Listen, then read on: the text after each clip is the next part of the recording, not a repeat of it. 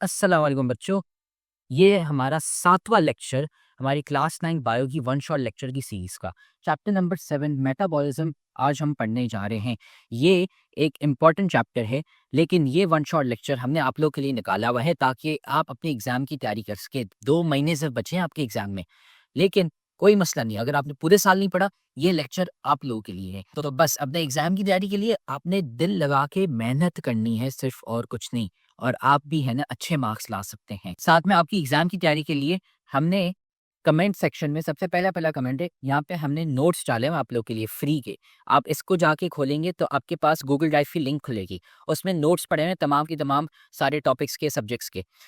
और ये कोई एमी नोट्स नहीं है, ये हमारे बैच के जो 300 बच्चे जिनकी 90% से ज़्यादा मार्क्स आए थे, उनके नोट्स हैं, हमने कंपाइल करके डाले हुए हैं ताकि आप भी है ना एग्ज़ाम की तैयारी कर सकें। ये 2025 के हमारे बैच के टॉपर बच्चों के नोट्स हैं, तो वो नोट्स जाके आप खोल लें। और साथ में आप हमारी बैच भी ज्वाइन कर सकते हैं ताकि आप भी उन बच्चों की तरह आप 90% मार्क्स ला सकें। हम ए टू ज़ी आपको सारे कॉन्सेप्ट्स पढ़ाते हैं, most important topics, most important questions, modern paper, और साथ में 3 गेस्ट पेपर्स भी देते हैं with special exam writing sessions. इसलिए तो हमारे इतने सारे बच्चे हैं जिनके 90% मार्क्स आते हैं। हमारे पास पाकिस्तान की बेस्ट फैकल्टी यहाँ पे पड़ी हुई है। तो बैच ज्वाइन करने के लिए आपको 800 रुपये सिर्फ एक सब्जेक्ट के, अगर आप सारे सब्जेक्ट्स लेते हैं, 7 के 7 सब्जेक्ट्स, तो उसके 3000 रुपये। 2 महीने में हम आपको ज़ीरो से हीरो बनाएंगे ताकि आप भी 90% मार्क्स ला सके सारे सब्जेक्ट्स में। बैच अगर आपको ज्वाइन करनी है, इस नंबर पे आप मैसेज कर लें हमें, और ये नंबर डिस्क्रिप्शन में भी पड़ा हुआ है, आप हमें मैसेज कर लें, हम आपको ऐड कर लेंगे हमारी रिविजन बैच में। तो अब हम शुरू करते हैं क्लास 9 बायो का चैप्टर नंबर 7 मेटाबॉलिज्म। शुरू करते हैं चैप्टर 7 मेटाबॉलिज्म। अब मेटाबॉलिज्म में है क्या चंकल? देखिए, सिंपल सा एक चैप्टर है। इसमें हम क्या पढ़ने वाले हैं, बेसिकली मेटाबॉलिज्म। मेटाबॉलिज्म का जो मतलब है ना, इसका मतलब ही ये है केमिकल रिएक्शंस।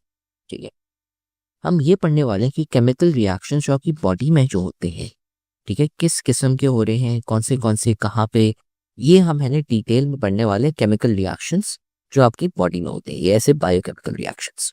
ठीक है, अब चक्कर ये होता है कि केमिकल रिएक्शन पहले आपको याद होना चाहिए, जो आपने पढ़ा हुआ है in your chemistry. Chemical reaction सबसे पहले एक ऐसा प्रोसेस है जिसमें आप एक या ज़्यादा सब्सटेंसेस को लेते हैं, जिसे हम कहते हैं रिएक्टेंट्स। ठीक है, उसको हम कन्वर्ट करते हैं किसी और चीज़, और उसे हम फिर कहते हैं प्रोडक्ट्स। जैसे फॉर एग्जाम्पल, केमिस्ट्री में आप क्या लेते हैं, आप लेते हैं पानी, ठीक है, सिर्फ 2H2, ठीक है, और ऑक्सीजन। इनको आप कंबाइन करते हैं तो आपके पास क्या बनता है, पानी, 2H2O। ठीक है, आपने क्या किया, ये आपके थे रिएक्टेंट्स, आपने हाइड्रोजन और ऑक्सीजन को एक साथ रिएक्ट किया। ठीक है, ये थे आपके रिएक्टेंट्स। फिर आपने क्या किया, एक केमिकल रिएक्शन किया आपने, इलेक्ट्रोलिसिस सब करके, जो आपने पढ़ा था इन इलेक्ट्रोकेमिस्ट्री का जो चैप्टर है। इलेक्ट्रोकेमिस्ट्री का मुझे चैप्टर नंबर याद नहीं, पर इलेक्ट्रोकेमिस्ट्री जो आपने पढ़ी, ठीक है, यहाँ पे एक रिएक्शन हुआ। फिर आपने क्या किया कि उससे ना आपको पानी मिला एट द एंड। ठीक है, ये क्या है आपका प्रोडक्ट्स। हम इस चीज़ को है ना डिटेल में पढ़ने वाले हैं कि आपकी जो ह्यूमन बॉडी है उसमें कौन से ऐसे ही रिएक्शंस चल रहे हैं। फॉर एग्जाम्पल, आपके पास ना कोई खाना खाते हैं, अम, आप क्या करते हैं कि खाना खाते हैं, ठीक है, और खाना खाने के वक्त आपके पास होता है ग्लूकोज। ठीक है, ये ग्लूकोज है, ये मॉलिक्यूल है ग्लूकोज का। ठीक है, क्या डिटेल ये समझने की जरूरत नहीं है, बस ग्लूकोज आपने लिया, आपकी बॉडी में ग्लूकोज किया, और यहाँ पे केमिकल रिएक्शन हुआ। क्या है ये, रिड्यूसिंग एजेंट सब जानने की जरूरत नहीं है, बट सिंपल ये है कि एक रिएक्शन हुआ। उस रिएक्शन के बेसिस में आपकी बॉडी में ग्लूसिटॉल प्रोड्यूस हुआ। ठीक है, ग्लूसिटॉल फिर यूज होता है और चीज़ें प्रोड्यूस होने में। ठीक है, लेकिन ये आपका एक रिएक्शन हुआ, ये आपकी बॉडी में हुआ। ठीक है, ऐसे ही है ना रिएक्शन हम पढ़ने वाले हैं जिसमें रिएक्टेंट्स और प्रोडक्ट्स एक साथ मिलके क्या बनाते हैं, चीज़ें बनाते हैं। हम इसके बारे में पढ़ेंगे। ठीक है, इसको उल्टा भी कर सकते हैं। वैसे अगर हम लें H2O को, 2H2O, इसको हम ब्रेक डाउन कर लें इनटू 2H2 प्लस O2। ये भी आपका एक केमिकल रिएक्शन है, लेकिन अब इसमें उल्टा हो जाएगा।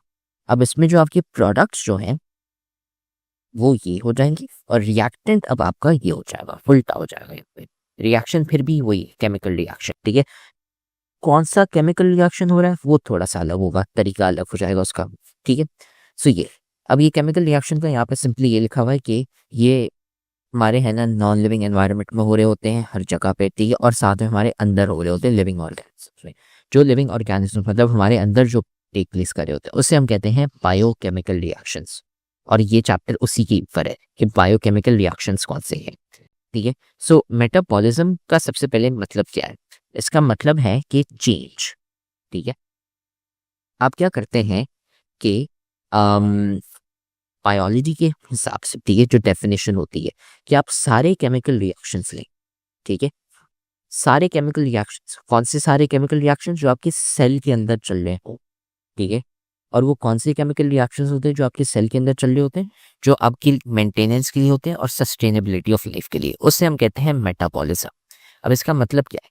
इसका मतलब ये है कि एक तो आपने केमिकल रिएक्शंस ले लिए जैसे ये वाले थे, ठीक है, ये आपने एग्जाम्पल लिए।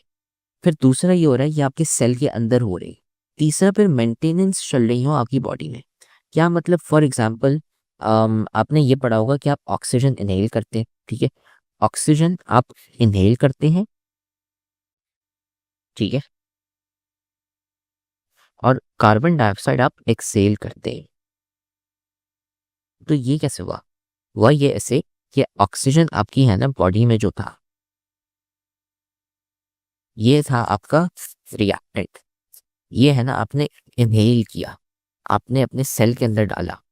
फिर है ना एक कोई केमिकल रिएक्शन हुआ, उस केमिकल रिएक्शन की वजह से कार्बन डाइऑक्साइड प्रोड्यूस हुआ और वो आपने अपनी बॉडी से निकाल दिया।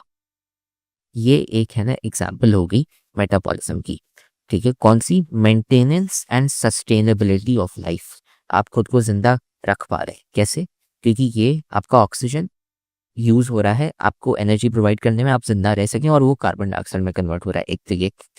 दूसरा ये कि खाना होता है, जैसे आपके पास कार्बोहाइड्रेट्स होते हैं, कार्बोहाइड्रेट्स को आप ग्लूकोज में कन्वर्ट करते हैं, प्रोटीन्स होते हैं उनको अमाइनो एसिड्स में, और जो आपके लिपिड्स हो गए उनको आप कन्वर्ट करते हैं into glycerol and fatty acid. ये सारी जो रिएक्शंस जो चल रहे हैं आपकी बॉडी में, ये है ना सस्टेन कर रहे हैं आपको ताकि हम जिंदा रह सके। मेटाबॉलिज्म उसके ऊपर है। अब मेटाबॉलिज्म के दो किस्म होते हैं, ठीक है। अगर हम लिखें मेटाबॉलिज्म यहाँ पे, तो उसके दो टाइप्स होते हैं। एक टाइप है आपका कैटाबॉलिज्म और दूसरा है आपका एनाबॉलिज्म, ठीक है। सो सबसे पहले हम इनकी डेफिनेशन देखते हैं, इन दोनों की डेफिनेशंस क्या है। डेफिनेशन में ये है कि कैटाबॉलिक रिएक्शंस या कैटाबॉलिज्म वो होती है जिसमें आप कॉम्प्लेक्स मॉलिक्यूल्स को ब्रेक डाउन करते हैं इनटू सिंपल मॉलिक्यूल्स, ठीक है। क्या मतलब? जैसे ये था आपके पास, आपने इसमें ब्रेक डाउन किया, आपके पास पानी था, पानी को आपने ब्रेक डाउन कर दिया into hydrogen and oxygen, simple molecules. ये है आपका कैटाबॉलिज्म। क्यों? क्योंकि आप ब्रेक डाउन करेंगे तो आपके पास रिएक्टेंट्स कम होंगे और प्रोडक्ट्स ज्यादा होंगे। फिर आती है एनाबॉलिज्म। एनाबॉलिज्म उसका उल्टा है। एनाबॉलिज्म में क्या होता है कि आपके कॉम्प्लेक्स मॉलिक्यूल्स बनते हैं, बिल्ड होते हैं, टूटते नहीं, बनते हैं फ्रॉम सिंपलर मॉलिक्यूल्स, ठीक है। सो फॉर एग्जांपल ये हो गया आपका यहाँ पे एनाबॉलिज्म, सॉरी हाँ एनाबॉलिज्म। इसमें क्या कर रहे हैं? आपके पास रिएक्टेंट्स ले रहे हैं, उससे आप एक नया प्रोडक्ट बना रहे हैं। तो इसमें है ना आपके रिएक्टेंट्स ज़्यादा हैं और प्रोडक्ट्स कम। ये है आपके कैटाबॉलिज्म और एनाबॉलिज्म, ठीक है। Catabolic reactions and anabolic reactions. अब इनकी थोड़ी सी एग्जांपल्स दी हुई हैं। फॉर एग्जांपल कि आपने कोई बड़ा सा फूड लिया कैटाबॉलिक रिएक्शंस में, ठीक है, कॉम्प्लेक्स फूड, जैसे for example glucose, sorry carbohydrates हो गए। कार्ब्स जो आपके थे कार्बोहाइड्रेट्स, उसने उसको आपने ब्रेक डाउन कर दिया इनटू सिंपलर मॉलिक्यूल्स ग्लूकोज, ठीक है।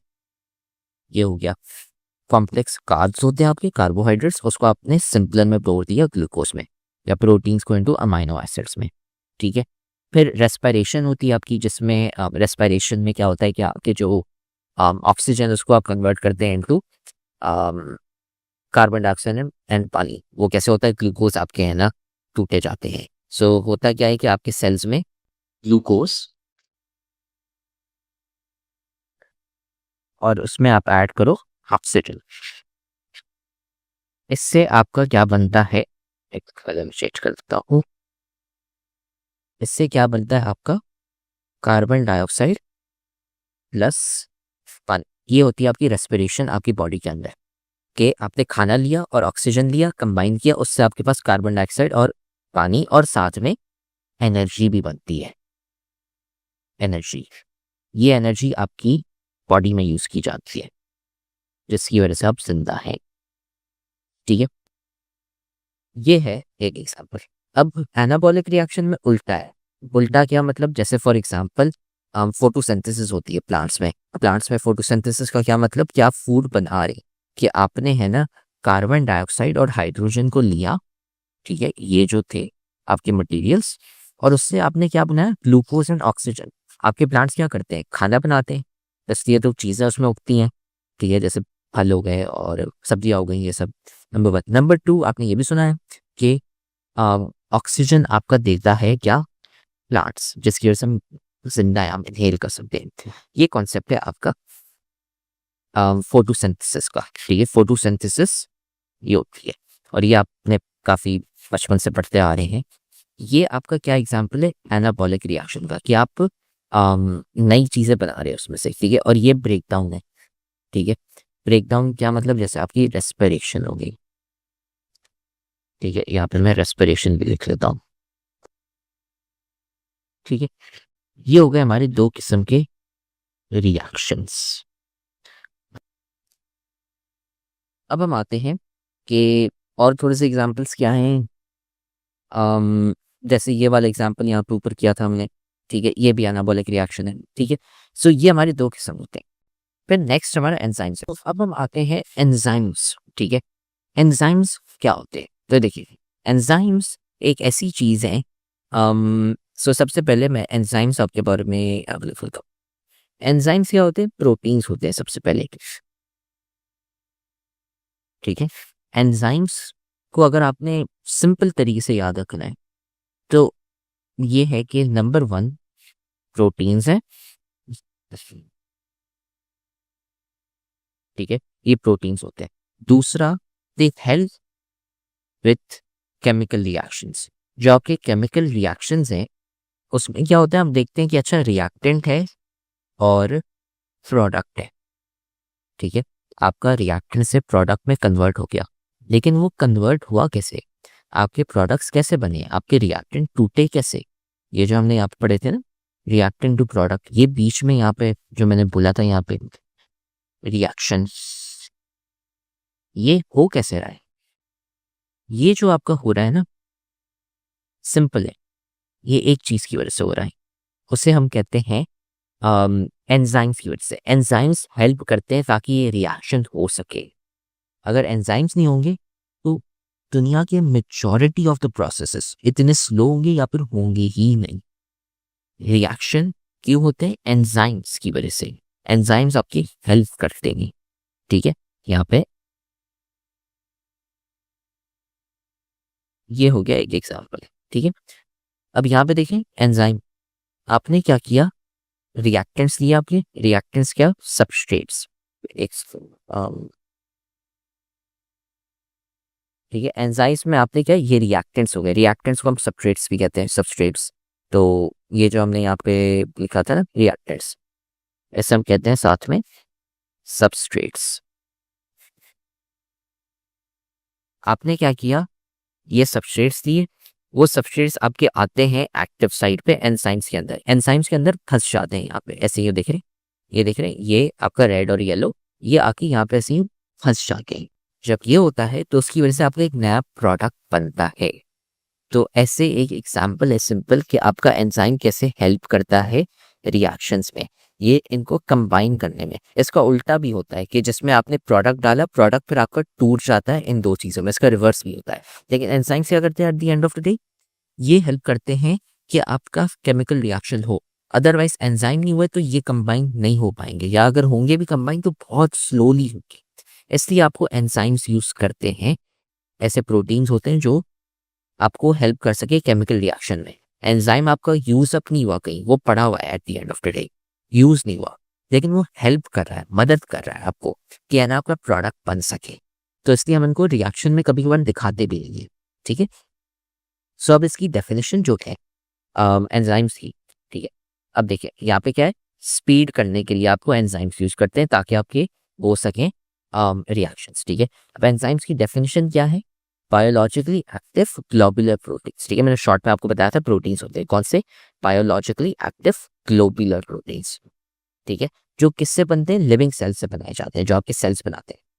वो क्या करते हैं, स्पीड अप करते हैं आपके बायोकेमिकल रिएक्शंस को या मेटाबॉलिज्म को, ठीक है। जो भी सारे रिएक्शंस को ज्यादा स्पीड अप करते हैं। एंजाइम्स को एक और नाम भी दिया जाता है बायोलॉजिकल कैटलिस्ट्स, ठीक है। सो ये होते हैं आपके एंजाइम्स, ठीक है। अब अगेन यहाँ पे एंजाइम्स का वापसी वही आ गया जो मैंने अभी आपको डायग्राम दिखाई थी कि आपके रिएक्टेंट्स और प्रोडक्ट्स होते हैं, ठीक है। तो रिएक्टेंट्स अगेन सबस्ट्रेट्स होते हैं। तो ये चीज़ यहाँ पे जो समझाई गई है, ये वही सेम चीज़ है जो मैंने अभी आपको डायग्राम दिखाई कि आपके सबस्ट्रेट्स होते हैं, ठीक है। वो क्या करते हैं कि वो बाइंड कर जाते हैं विद दी एंजाइम। बाइंड करने से मुराद उसके साथ अटैच हो जाते हैं, कंबाइन हो जाते हैं एंजाइम के साथ, ठीक है। जब ये होता है तो फिर एक केमिकल रिएक्शन होता है, केमिकल चेंजेस होती हैं और उससे आपके नए प्रोडक्ट्स बनते हैं, ठीक है। नए बॉन्ड्स बनते हैं और ऐसे ही करके प्रोडक्ट्स बन जाते हैं आपके, ठीक है। ये है। अब हमारे पास दो किस्मात होती हैं एंजाइम्स की, ठीक है। तो अब एंजाइम्स पे आते हैं। यहाँ पे एंजाइम्स के दो किस्म होते हैं। एक है आपका इंट्रासेल्यूलर, ठीक है। इंट्रासेल्यूलर, इंट्रासेल्यूलर को आप सुन के भी बता सकते हैं कि अच्छा ये है ना सेल के अंदर, यस। इंट्रासेल्यूलर का मतलब ये है कि ये ऐसे एंजाइम्स हैं जो आपके सेल के अंदर पाए जाते हैं, सेल के अंदर। और दूसरा क्या है आपका एक्स्ट्रा सेल्यूलर, ये वो वाले हैं जो सेल के बाहर होंगे, जो सेल हम पढ़ते आ रहे हैं ना चैप्टर नंबर 1 चैप्टर नंबर 3 से। तो सेल के अंदर जो एंजाइम्स होते हैं उससे हम कहते हैं इंट्रासेल्यूलर, और जो सेल के बाहर होते हैं हम उन्हें कहते हैं एक्स्ट्रा सेल्यूलर। ये आपके है ना दो किस्म के होते हैं एंजाइम्स के टाइप्स, ठीक है। एग्जांपल्स दी हुई है, जैसे जो ग्लाइकोलिसिस में यूज किए जाते हैं। ग्लाइकोलिसिस अगेन जो आपके ग्लूकोज कार्बोहाइड्रेट्स का जो प्रोसेस होता है उसमें, ठीक है, वो वाले एंजाइम्स होते हैं आपके सेल के अंदर साइटोप्लाज्म में। फिर आपने एक एंजाइम पढ़ा हुआ है पेप्सिन। पेप्सिन कौन सा है, जो आपके स्टमक में होता है जिससे आपका खाना टूटता है। वो आपके सेल के अंदर नहीं होता, वो आपके स्टमक में होता है, बाहर होता है, स्टमक कैविटी में होता है। तो ये एक, ये है ना आपकी दो एग्जाम्पल्स। फिर साथ में जो आपके फंजा और बैक्टीरिया होते हैं ना, वो क्या करते हैं, extra cellular enzymes release bacteria enzymes produce करता है। ये देखें ना, ये ग्रीन ब्लू, ये एंजाइम्स रिलीज करता है खाने के ऊपर बाहर। खाना क्या करता है, खाना टूट जाता है क्योंकि एंजाइम्स आपने रिलीज कर दिए। फिर खाना टूट के ये जो छोटे छोटे पार्टिकल्स देखे ना, ये छोटे छोटे ब्राउन वाले, पहले एक ये कंबाइंड था, अब ये छोटे छोटे ब्राउन, ये फिर आपके फंजा और बैक्टीरिया के अंदर चले जाते हैं। फिर है ना एंजाइम क्या करते हैं, वो वापसी सेल के अंदर आ जाते हैं, आपके बैक्टीरिया फंजा के अंदर, ठीक है। तो ये है ना छोटी सी चीज़ यहाँ पे लिखी हुई होती है कि फंजा एंड बैक्टीरिया क्या करते हैं, जो आपके एंजाइम्स होते हैं वो बाहर रिलीज कर देते हैं, जिससे है ना फिर वो क्या कहते हैं, डाइजेस्ट कर सकें, ठीक है। और एंजाइम्स के बारे में जो आप डिटेल में पढ़ते हैं उसकी एक फील्ड है एंजाइमियोलॉजी, ठीक है। ये दो चीज़ें जो मैंने अभी आपको बताई ये एमसीक्यू के लिए थोड़ी सी है ना इंपॉर्टेंट होती है, तो एमसीक्यू के लिए आपने ये याद रखना है, ठीक है। थोड़ी सी सिंपल चीज़ें कॉन्सेप्ट मैंने आपको बता दिए, बट ये थोड़ी सी चीज़ें आपको याद रखनी होगी, ठीक है। ये हो गया। अब आते हैं कि एंजाइम्स की कैरेक्टरिस्टिक्स क्या होते हैं, एंजाइम्स की खसूसियात, क्या खास बात है इनके बारे में। तो सबसे पहले तो ये ग्लोबुलर प्रोटीन्स होते हैं, ठीक है। ग्लोबुलर प्रोटीन से क्या मुराद, के प्रोटीन से बने होते हैं। जो प्रोटीन्स हैं आपके किससे बने होते हैं, अमाइनो एसिड से। तो अमाइनो एसिड्स कंबाइन होके क्या बनाते हैं, ग्लोबुलर प्रोटीन्स, और एक किस्म होते हैं आपके एंजाइम्स, ठीक है। थोड़े से एंजाइम्स आपके आरएनए होते हैं, उन्हें हम कहते हैं राइबोसाइट्स, ठीक है। ये ज़रूरी नहीं है इतना, लेकिन ग्लोबुलर प्रोटीन्स की मैं आपको बता देता हूँ क्या, ठीक है। ये होते हैं ग्लोबुलर प्रोटीन्स, ठीक है। सो एक ग्लोबुलर प्रोटीन्स होते हैं और दूसरे आपके सिपरस प्रोटीन होते हैं। ये अगेन आप पढ़ेंगे फर्स्ट ईयर में, ठीक है। लेकिन मैं आपको type fibrous versus globular protein, मैं आपको टाइप समझा देता हूँ ताकि आपको पता चले कि चल क्या रहा है। तो ये दो किस्म के है ना प्रोटीन्स होते हैं, एक है आपका फिब्रस प्रोटीन और एक है आपका ग्लोबुलर प्रोटीन। याद करने की जरूरत नहीं है, आपको बस ये पता होना चाहिए फिब्रस प्रोटीन सीधा होता है, ग्लोबुलर प्रोटीन ऐसे ही बेंड होके कर्व बना रहा है।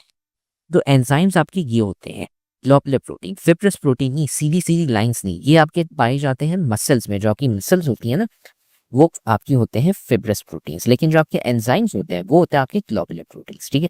ये थोड़ी सी एक्स्ट्रा चीज़ है, बस कॉन्सेप्ट बताने के लिए आपको ये याद करने की जरूरत नहीं है, ठीक है। याद आपने क्या करना है कि ग्लोबुलर प्रोटीन्स क्या होते हैं, ठीक है। ये number 1। Number 2, enzymes increase the rate of reaction. Rate of reaction का क्या मतलब, जैसे हम फिजिक्स में पढ़ते आ रहे हैं ना कि रेट ऑफ डिस्टेंस कितना चेंज हो रहा है, रेट ऑफ वेलोसिटी, वैसे ही एंजाइम्स रेट ऑफ रिएक्शन बढ़ाते हैं कि आपका रिएक्शन ज़्यादा बूस्ट अप हो। तो इसका क्या मतलब है, इधर मैं लिखता हूँ कि ऐसे लिख लेता हूँ, बूस्ट केमिकल रिएक्शंस, ताकि आपके जो रिएक्शंस हैं वो जल्दी जल्दी हो, रेट ऑफ रिएक्शन बढ़ जाता है, जैसे रेट्स हो रहा है वो ज़्यादा बढ़ जाए, ठीक है। सो यही है ना आपके एंजाइम्स के बारे में है, ठीक है। दे रिएक्शन जो है वो मिलियंस ऑफ टाइम्स फास्टर करोगे देखें, ठीक है। ये हाउएवर ये only speed up the reaction, ठीक है, स्टार्ट नहीं करते वो रिएक्शन को स्पीड अप करते, मतलब ये। फिर उसके बाद नंबर 3, एंजाइम्स आपको बहुत सारे नहीं चाहिए होते। क्यों नहीं चाहिए होते, इसमें देखिए मैंने आपको बताया था एंजाइम आपका यूजअप नहीं हो रहा, तो आपको थोड़ा सा ही एंजाइम चाहिए, क्योंकि एंजाइम तो आपका यूजअप नहीं हो रहा, सिर्फ आपको ज़्यादा चाहिए होते हैं रिएक्टेंट्स और ताकि ज़्यादा प्रोडक्ट बन सके। लेकिन एंजाइम आपको हमेशा कम क्वांटिटी में चाहिए होते हैं, क्योंकि वो तो सेम है, वो यूजअप नहीं हो रहे। एंजाइम देखें, शुरू में आपका एंजाइम ऐसे था, बाद में भी ऐसे सेम, कोई यूजअप नहीं हुआ, उसको आप रीयूज कर सकते हैं वापसी रिएक्शन में, आगे के जो रिएक्शंस होंगे। सो इसलिए ये स्मॉल क्वांटिटी में चाहिए होते हैं। नंबर 4, एंजाइम्स आपके स्पेसिफिक होते हैं। स्पेसिफिक से क्या हो रहा था, अगर आपका एक एंजाइम है जो आप यूज कर रहे हैं कार्बोहाइड्रेट्स को ब्रेक डाउन करने के लिए, ठीक है, वो सेम एंजाइम आप यूज नहीं कर सकते प्रोटीन को ब्रेक डाउन करने के लिए। या जो एंजाइम मैंने अभी यूज किया था, जो मैंने पिछले में ये आपको बताया था, ये रिएक्शन हो रहा है, लेट्स से आप जो रिएक्शन जो एंजाइम यूज कर रहे हैं पानी को ब्रेक डाउन करने के लिए, वो रिएक्शन आपको सेम एंजाइम से नहीं कर सकते आप दूसरे रिएक्शन में, जैसे ग्लूकोज और ऑक्सीजन। इस वाले में, इसमें मैंने क्या किया, ग्लूकोज और ऑक्सीजन को कंबाइन किया, जिससे मेरे पास कार्बन डाइऑक्साइड और पानी आया, राइट। सो सेम एंजाइम्स हर जगह नहीं होंगे, एंजाइम्स हर रिएक्शन के लिए अलग अलग होते हैं, ठीक है। हर रिएक्शन का अपना एंजाइम होता है, सेम एंजाइम नहीं होता। आप बोलेंगे सर क्यों, इसलिए क्योंकि यहाँ पे देखिए आपके जो एंजाइम्स होते हैं वो क्या करते हैं, आपके प्रोडक्ट्स को कंबाइन करते हैं एक साथ, वो जाके इधर अटकते हैं। अब ये जो साइट है ना आपका एक्टिव साइट, यहाँ पे सिर्फ एक किस्म का आपका एक किस्म का सिर्फ रिएक्टेंट आ सकता है, ठीक है। अलग अलग किस्म के रिएक्टेंट नहीं आ सकते, ये क्योंकि शेप इनका बना हुआ होता है खास। तो यहाँ पे सिर्फ रेड और येलो की ये मॉलिक्यूल्स आएंगे, यहाँ पे ऑरेंज ग्रीन ब्लू पर्पल और कोई नहीं आएंगे, क्योंकि वो फिट ही नहीं हो पाएंगे। यहाँ पे सिर्फ रेड और येलो वाले ही जो आपके सबस्ट्रेट्स हैं वो फिक्स हो पाएंगे। तो वैसे ही अगर आपका यहाँ पे कार्बोहाइड्रेट या ग्लूकोज जा रहा है, तो इसका मतलब ये है कि सिर्फ वो ही जा पाएगा, प्रोटीन यहाँ पे नहीं जा पाएगा, ठीक है। तो ये मतलब है एंजाइम्स आर स्पेसिफिक, ठीक है। फिर यहाँ पे आता है एंजाइम्स रिक्वायर अ कोफैक्टर, ठीक है, ये लिखा हुआ है यहाँ पे कोफैक्टर। अब कोफैक्टर क्या होते हैं, ठीक है। अब ये थोड़ा सा एडवांस टॉपिक है, लेकिन आसान है, इतना कोई मुश्किल नहीं है, ठीक है। कोफैक्टर आपका एक नॉन प्रोटीन कंपोनेंट होता है, ठीक है, नॉन प्रोटीन, ठीक है। जो हमारे एंजाइम से वो क्या थे, प्रोटीन्स थे। कोफैक्टर आपका एक नॉन प्रोटीन कंपोनेंट होता है। कोफैक्टर क्या करता है, हेल्प करता है आपके क्या कहते हैं जो एंजाइम है, ठीक है, उसको हेल्प करता है ताकि आपका रिएक्शन हो सके, ठीक है। सो ये जैसे था यहाँ पे आपका ये डायग्राम था, ठीक है, एंजाइम सबस्ट्रेट ये सब, ठीक है, सही है। अब इसमें ये हो रहा है कि अगर लेट्स से आपका एक्टिव साइड ये आपको थोड़ा सा उसको चेंज करना पड़े, तो आप उसमें को एंजाइम ऐसे ही डाल देते हो ताकि फिर आपका सबस्ट्रेट यहाँ पे सर्कल वाला फिट हो सके, क्योंकि पहले यहाँ पे सर्कल फिट नहीं हो रहा था। सर्कल फिट करने के लिए आप एक को एंजाइम डाल देते हो, वो नॉन प्रोटीन होता है, मतलब प्रोटीन से नहीं बना हुआ होता। ठीक है, ये यहाँ पे अल्फाज जाने की जरूरत नहीं है, बस फेडरल बोर्ड वाली ने चीज़ें फेंकी हैं, लेकिन कॉन्सेप्ट के लिए मैं आपको बता रहा हूँ कि नॉन प्रोटीन कंपोनेंट आप एक हैं को एंजाइम, जिससे आपका रिएक्शन हो सके। एंजाइम्स और को एंजाइम को फैक्टर, ठीक है, ये एक साथ कंबाइन होते हैं जिससे आपका रिएक्शन हो सके। तो को फैक्टर्स की 3 किस्मात होते हैं। ठीक है, एक एक्टिवेटर होता है, एक प्रोस्टैटिक ग्रुप होता है और तीसरा को एंजाइम होता है। ठीक है, ये 3 किस्म होते हैं, ये आपको दिए हुए चीज़ें रट्टे मारने के लिए, लेकिन ये इतनी कोई काम की नहीं आती। ये आप है ना डिटेल में पढ़ेंगे फर्स्ट ईयर और इंटर में। ठीक है, लेकिन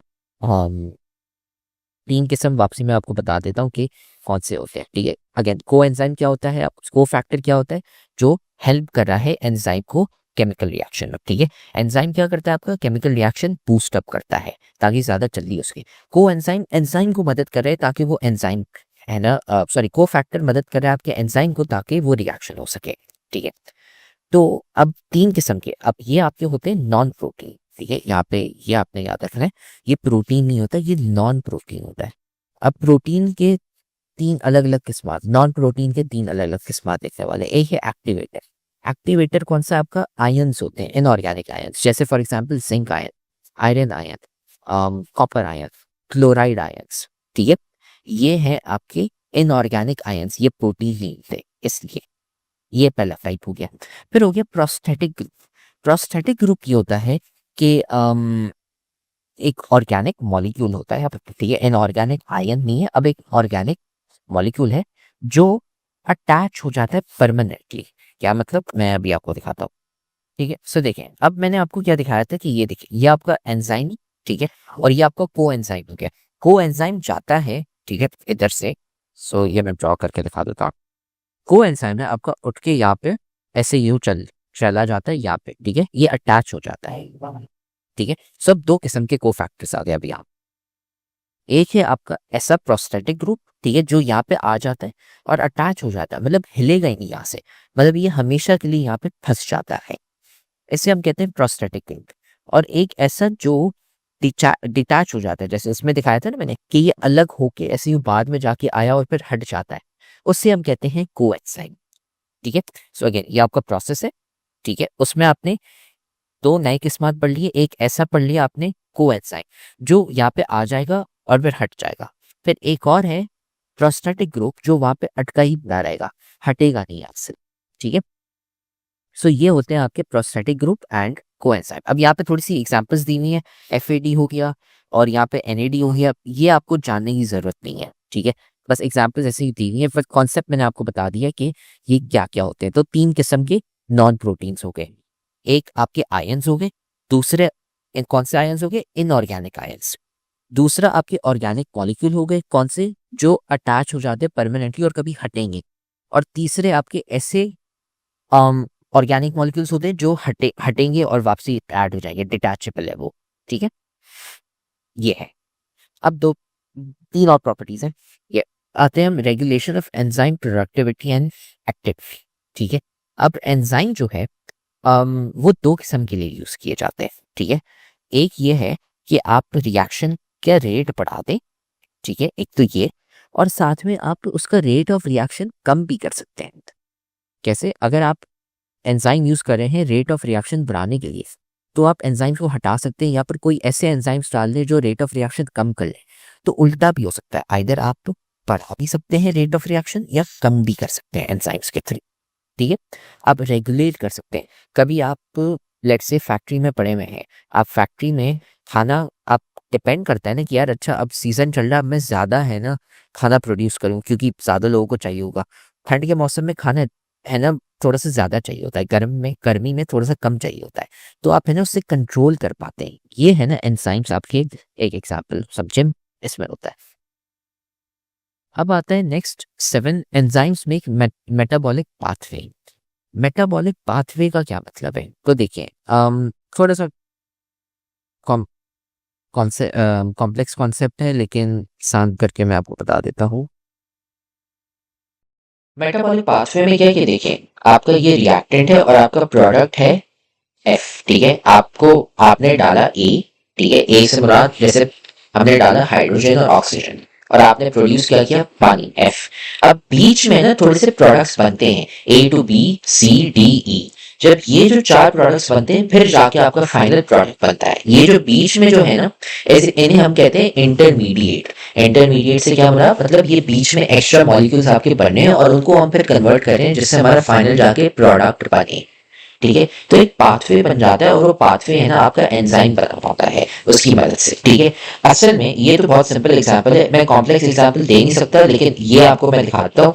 जब आप आएंगे यूनिवर्सिटी में, ठीक है, यूनिवर्सिटी में आप आएंगे तब आप है ना इतने बड़े बड़े पाथवेज आप पढ़ने वाले हैं। क्या होते हैं ये आपको अभी जानने की जरूरत नहीं, ये मैं दिखा रहा हूँ। स्टैनफोर्ड मेडिसिन यूनिवर्सिटी जो टॉप यूनिवर्सिटी है एक दुनिया की, उसकी यूनिवर्सिटी में ये चीजें आप पढ़ेंगे जो आप पढ़े होंगे, ठीक है। अभी आपको है ना काफी मतलब 4 साल पढ़े हुए हैं, 5 साल पढ़े हुए हैं, 4-5 साल बाद आप है ना ये कॉम्प्लेक्स चीजें पढ़ने वाले हैं, ठीक है। सो ये होता है आपका मेटाबॉलिक पाथवे, ठीक है, जिसमें है ना केमिकल रिएक्शन चल रहा है, इंटरमीडिएट मॉलिक्यूल्स आ रहे हैं, बीच में एक्स्ट्रा आ रहे हैं, ठीक है। बड़े होंगे तो आप ज्यादा डिटेल में पढ़ेंगे, अभी ऐसी चीजें फेंकी हुई है, फेडरल बोर्ड यही करता है आपका, ठीक है। फिर आता है एक्टिवेशन एनर्जी, ठीक है। एक्टिवेशन एनर्जी है ना एक सिंपल कॉन्सेप्ट है। एक्टिवेशन एनर्जी में ये होता है कि आपको है ना एनर्जी देनी होती है थोड़ी सी, ठीक है। आपको एक रिएक्शन स्टार्ट करना है, ठीक है। आपको रिएक्शन क्या करना है, स्टार्ट करना है।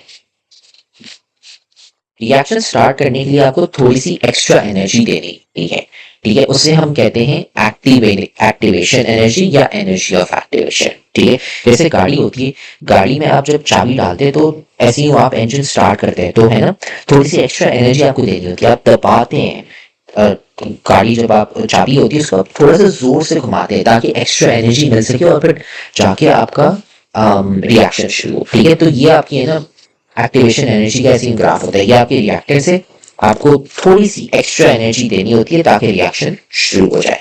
यहाँ पे भी ऐसे थोड़ा सा रिएक्शन शुरू हो जाए, आपको थोड़ी सी एक्स्ट्रा एनर्जी देनी होती है। तो एंजाइम्स जो है वो क्या करते हैं, आपकी एक्टिवेशन एनर्जी को कम कर देते हैं, ठीक है, ताकि आपका जो रिएक्शन है ना वो ज्यादा जल्दी शुरू हो जाए। अगर कम एनर्जी यूज करनी होगी तो रिएक्शन तो जल्दी हो जाएगा। तो ये देख रहे हैं यहाँ पे, असल में अगर आप एंजाइम्स यूज नहीं करेंगे तो एनर्जी एक्टिवेशन आपकी इतनी हाई है, लेकिन अगर आप एंजाइम्स यूज करते हैं तो आपको कम एनर्जी चाहिए होगी, तो आपके रिएक्शन फास्ट हो जाते हैं, बूस्ट अप हो जाते हैं। इसलिए है ना हम एंजाइम्स यूज करते हैं ताकि एक्टिवेशन एनर्जी कम हो जाए, ताकि आपको कम एनर्जी देनी पड़े। यहाँ पे एक्स्ट्रा एनर्जी है ना, ये एक्स्ट्रा है ना कम हो जाए ताकि आपका रिएक्शन जल्दी हो सके, ठीक है। तो देखिए अब एंजाइम एक्टिविटी, अब ये जो मैंने आपको दिखाया था ना शुरू में, ये वाला, इसमें मैंने आपको थोड़ी सी चीजें दिखाई थी, सबस्ट्रेट, प्रोडक्ट, और मैंने कहा था तब आप वो ही सिर्फ उसको देखें। अब एक होता है एक्टिव साइट। एक्टिव साइट एक ऐसी जगह है जहाँ पे आपके सबस्ट्रेट्स होते हैं ना वो जाके यहाँ पे अटक जाते हैं। जब वो अटक जाते हैं तो यहाँ पे एक आपके एंजाइम्स और सबस्ट्रेट मतलब आपके जो रिएक्टर्स है वो एक साथ कंबाइन होके यहाँ पे एक एंजाइम सबस्ट्रेट कॉम्प्लेक्स बनाते हैं। फिर वो अलग हो जाते हैं, फिर एंजाइम आ जाता है और आपका प्रोडक्ट आ जाता है। बीच में ये जो है ना चीज, इसे हम कहते हैं एंजाइम सबस्ट्रेट कॉम्प्लेक्स, ठीक है।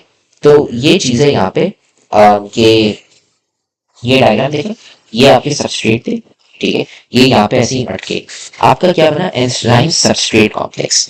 फिर सबस्ट्रेट्स आपके कंबाइन होके प्रोडक्ट्स में बन जाते हैं, फिर आपका बन जाता है एंजाइम प्रोडक्ट कॉम्प्लेक्स। फिर आपके प्रोडक्ट्स रिलीज हो जाते हैं, तो ये प्रोडक्ट्स आ गए ऐसे, ठीक है। ये थोड़ी सी चीजें हैं, सिंपल है कि के रिएक्टर से सबस्ट्रेट से, ठीक है, वो एंजाइम में गए, ठीक है, और उसके साथ अटक गए। जब वो उसके साथ अटक जाते हैं तो एंजाइम सबस्ट्रेट कॉम्प्लेक्स बन गया। फिर सबस्ट्रेट्स आपके थे वो रिएक्ट कर जाते हैं, जैसे ही रिएक्शन हो जाता है आपके प्रोडक्ट्स बन जाते हैं। जैसे प्रोडक्ट्स बन गए आपका एंजाइम प्रोडक्ट कॉम्प्लेक्स बन गया, एंजाइम प्रोडक्ट कॉम्प्लेक्स बन गया, फिर आपके प्रोडक्ट्स रिलीज हो जाते हैं और एंजाइम अलग हो जाते हैं, ठीक है। ये सिंपल सा एक है ना आप कह सकते हैं enzyme action, mechano enzyme action है, ठीक है, कि आपके जो लेट्स से प्रोटीन मॉलिक्यूल्स हैं, लार्ज प्रोटीन मॉलिक्यूल्स, ठीक है, जो एंजाइम्स हैं, क्या होता है कि एक्टिव साइड हो गया। एक्टिव साइड एक ऐसी जगह है जहाँ पे रिएक्शन आप होगा जो मैंने अभी आपको दिखाया था, ठीक है। उन प्रोटीन्स के ऊपर, ठीक है, आपके सबस्ट्रेट्स आ जाते हैं, ठीक है। सबस्ट्रेट्स जैसे ही आ गए एंजाइम सबस्ट्रेट कॉम्प्लेक्स बन गया, जैसे ये हो जाता है रिएक्शन हो जाता है, रिएक्शन होने के बाद आपके प्रोडक्ट्स बन जाते हैं, लेकिन वो एंजाइम के साथ कनेक्टेड होते हैं, तो उसे हम कहते हैं एंजाइम प्रोडक्ट कॉम्प्लेक्स। फिर प्रोडक्ट्स निकल जाते हैं, उससे अलग हो जाते हैं, तो आपका एंजाइम प्रोडक्ट कॉम्प्लेक्स बन जाता है।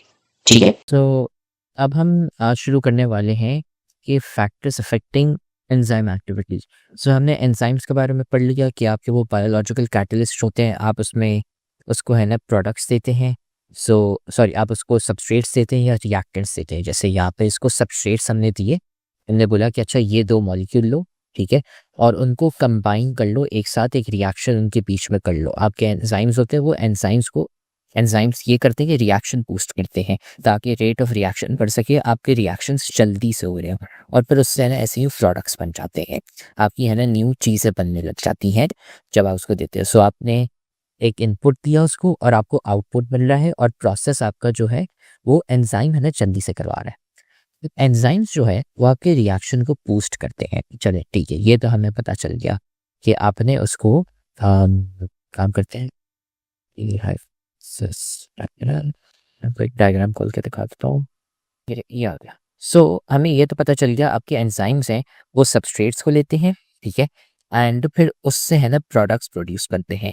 एंजाइम अगर नहीं होता है तो ये रिएक्शन है ना बहुत स्लोली हो रहा होता है या फिर हो ही नहीं रहा होता, तो इसलिए आपको एंजाइम्स चाहिए होते हैं ताकि आपके रिएक्शन है ना जल्दी से हो सकेंगे। लेकिन लेकिन एंजाइम्स जो हैं वो करते क्या है, आपके रेट ऑफ रिएक्शन बढ़ा रहे हैं ताकि रिएक्शन आपका जल्दी से हो सके। सो अब सवाल ये है कि एंजाइम्स जो हैं वो भी चेंज हो सकते हैं कि अच्छा अगर एंजाइम एक्टिविटी, उसे हम कहते हैं कि यार एंजाइम को अगर मैं बोलूं कि यार ज़्यादा और जल्दी काम करो, तो आप उसकी एंजाइम एक्टिविटी बढ़ा सकते हो, जिससे क्या होगा कि वो और ज़्यादा जल्दी प्रोडक्ट्स प्रोड्यूस करे। या अगर है कि मुझे एंजाइम एक्टिविटी कम करनी है, ठीक है, तो उससे है ना फिर प्रोडक्ट्स वो और स्लोली भी प्रोड्यूस कर सकता है। ठीक है, तो ये समझे आपका जैसे इंजन है, गाड़ी का इंजन क्या होता है, आप उसकी स्पीड कम कर सकते हैं, बढ़ा भी सकते हैं, सब कुछ कर सकते हैं। तो वैसे ही एंजाइम का भी है ना, समझे आप है ना उसकी स्पीड बढ़ा सकते हैं या कम कर सकते हैं ताकि रिएक्शन और जल्दी हो सके या और कम हो सके। तो वो किसके बेसिस पे चेंज होता है उसका, तो वो कुछ फैक्टर्स हैं। एक है आपका टेम्परेचर, ये आपका नंबर 1 है मेन। दूसरा है आपका पीएच, ठीक है, एसिडिटी लेवल्स या अल्कलाइन लेवल्स, ठीक है।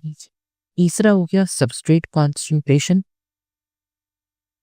अच्छा नहीं, चौथा आप ले लें ये इनहिबिटर्स, ठीक है, चौथा आप ले लें इनहिबिटर्स या फिर एक्टिवेटर्स, ठीक है, ये 2 हम ले लेते हैं। हाँ ठीक है, सो ये आपके 4 फैक्टर्स हैं। एक आपका टेम्परेचर हो गया, दूसरा पीएच हो गया, ठीक है, तीसरा हो गया सबस्ट्रेट कॉन्सेंट्रेशन, और चौथा हो गया इनहिबिटर स्लैश एक्टिवेटर्स। ये 4 ऐसी चीज़ें हैं जो आपकी एंजाइम की है ना स्पीड ऊपर नीचे कर सकती हैं। जैसे गाड़ी की स्पीड ऊपर नीचे होती है, वैसे ही एंजाइम, अगर आप टेम्परेचर को चेंज करेंगे तो आपकी एंजाइम जो है वो और ज़्यादा प्रोडक्ट्स प्रोड्यूस करेगा, या अगर टेम्परेचर चेंज इस हिसाब से करें कि अच्छा वो और कम प्रोडक्ट्स प्रोड्यूस करे, ठीक है, ये हम पढ़ने वाले। सो अब ये कनेक्टेड कैसे है, तो देखिए टेम्परेचर का ये होता है कि अगर आप टेम्परेचर बढ़ाते हैं, ठीक है, अगर आप टेम्परेचर बढ़ाते हैं तो क्या होता है, आपका जो एंजाइम एक्टिविटी है, ठीक है, एंजाइम एक्टिविटी को मैं बोलने वाला हूँ ये, ठीक है, एक्टिवेशन एंजाइम एक्टिविटी, ये भी आपकी बढ़ेगी, ठीक है। तो आपने टेम्परेचर को ऊपर किया तो साथ में आपकी जो एंजाइम एक्टिविटी है वो भी ऊपर हो जाएगी, तो आपके एंजाइम्स भी और जल्दी प्रोड्यूस करेंगे और ज़्यादा प्रोडक्ट्स प्रोड्यूस करेंगे, ठीक है। तो इससे क्या हो जाता है आपका रेट ऑफ केमिकल रिएक्शन या फिर रेट ऑफ रिएक्शन इंक्रीजेस, ठीक है, ये एक चीज़ होगी, ये पहला पॉइंट किया। हाउएवर एक मसला है, हमने क्या पढ़ा था, एंजाइम्स आपकी क्या होते हैं, एंजाइम्स होते हैं आपके प्रोटीन्स। कौन से, ग्लोबुलर प्रोटीन्स। एंजाइम्स क्योंकि आपके प्रोटीन्स होते हैं, तो आप टेम्परेचर को है ना बहुत ज़्यादा नहीं बढ़ा सकते। अगर आपने टेम्परेचर को कुछ ज़्यादा ही बढ़ा दिया, ठीक है, अगर आपने टेम्परेचर को बहुत ही बढ़ा दिया तो क्या होता है कि आपके प्रोटीन्स है ना वो डैमेज होने लग जाते हैं। आपके प्रोटीन्स इतने टेम्परेचर रेजिस्टेंट नहीं होते, या फिर समझेंगे उनके बॉन्ड्स जो होते हैं ना जैसे आपने केमिस्ट्री में पढ़े हुए हैं, बॉन्ड्स ब्रेक डाउन। तो उसकी वजह से क्या होता है कि अगर आपने टेम्परेचर कुछ ज़्यादा ही बढ़ा दिया, जैसे मैं आपको बोल रहा हूँ कि आप 1 मिलियन डिग्री सेल्सियस कर लें फॉर एग्जाम्पल, 1 मिलियन तो बहुत है लेकिन चले 1000 डिग्री सेल्सियस कर लें, तो क्या हो जाएगा, टेम्परेचर इतना ज़्यादा आपके बॉन्ड्स ब्रेक डाउन हो जाएंगे, उसकी वजह से आपका प्रोटीन जो है ना वो टूट जाएगा और डीनेचर हो जाएगा। ठीक है, इससे हम कहते हैं यहाँ पे डीनेचर। ठीक है, आपके जो प्रोटीन्स हैं वो इतनी जल्दी चलेंगे, जो आपके सॉरी प्रोटीन्स जो हैं वो इतना टेम्परेचर गेन कर लेंगे कि बॉन्ड्स टूटने लग जाते हैं, फिर आपके एंजाइम्स डीनेचर हो। ने क्या किया, ये एंजाइम है, ठीक है, ये एंजाइम हुआ, आपने टेम्परेचर को इतना बढ़ा दिया कि ये देख रहे हैं यहाँ पे, ये यहाँ से टूटने लग गया। अब आपके जो पहले जो आपके रिएक्टेंट्स से सबस्ट्रेट से, वो पहले इसके अंदर ऐसे ही जा सकते थे। तो इसको मैं ड्रॉ कर लेता हूँ। पहले क्या हो सकता था, ये है ना ऐसे यूं अंदर जा सकते थे, ऐसे यूं यहाँ पे फिट हो सकते थे, ऐसे ही यहाँ पे जाके फिर रिएक्शन हो जाता। लेकिन अब क्या हुआ है कि क्योंकि आपका एक्टिव साइट जो है जहाँ पे आपके प्रोडक्ट्स सॉरी सबस्ट्रेट्स जो जहाँ पे लगेंगे वो फिटिंग नहीं हो सकते, क्यों, क्योंकि यहाँ पे बॉन्ड्स टूट गए, आपका एंजाइम डीनेचर हो गया। ठीक है, इसकी वजह से आपका ये जो एंजाइम है समझे टूट गया। अब है ना ये किसी काम का है नहीं, तो उसकी वजह से ना एंजाइम्स क्या है, उनकी एंजाइम की एक्टिविटी कम हो जाती है। अगर आपका एंजाइम ही टूट गया फिर तो आपका रिएक्शन नहीं होगा। ठीक है, तो ये है ना अपने टेम्परेचर के बारे में याद रख लें कि टेम्परेचर आप बढ़ाएंगे तो आपकी एंजाइम एक्टिविटी मतलब rate of reaction, chemical reaction आपका रेट है वो बढ़ जाएगा। हाउएवर प्रोटीन्स जो आपके हैं, एंजाइम्स जो आपके होते हैं वो प्रोटीन्स होते हैं, उसकी वजह से बॉन्ड्स है ना टूटने लग जाएंगे अगर आपने बहुत ज़्यादा टेम्परेचर बढ़ा दिया। फिर उसकी वजह से वो डीनेचर हो जाएगा एंजाइम, फिर आपकी जो एंजाइम एक्टिविटी है ना वो फिर ज़ीरो हो जाती है। तो यहाँ पे लिख लेता हूँ ज़ीरो, अगर वो डीनेचर हो गए। ठीक है, सो अब वो टेम्परेचर क्या है जिस पे ये टूटने लग जाते हैं। ठीक है, ये जो डीनेचर वाले जो स्टेप है ये कौन से टेम्परेचर पे होता है, तो वो टेम्परेचर है ना आप लगा लें होता है अराउंड 37 डिग्री सेल्सियस।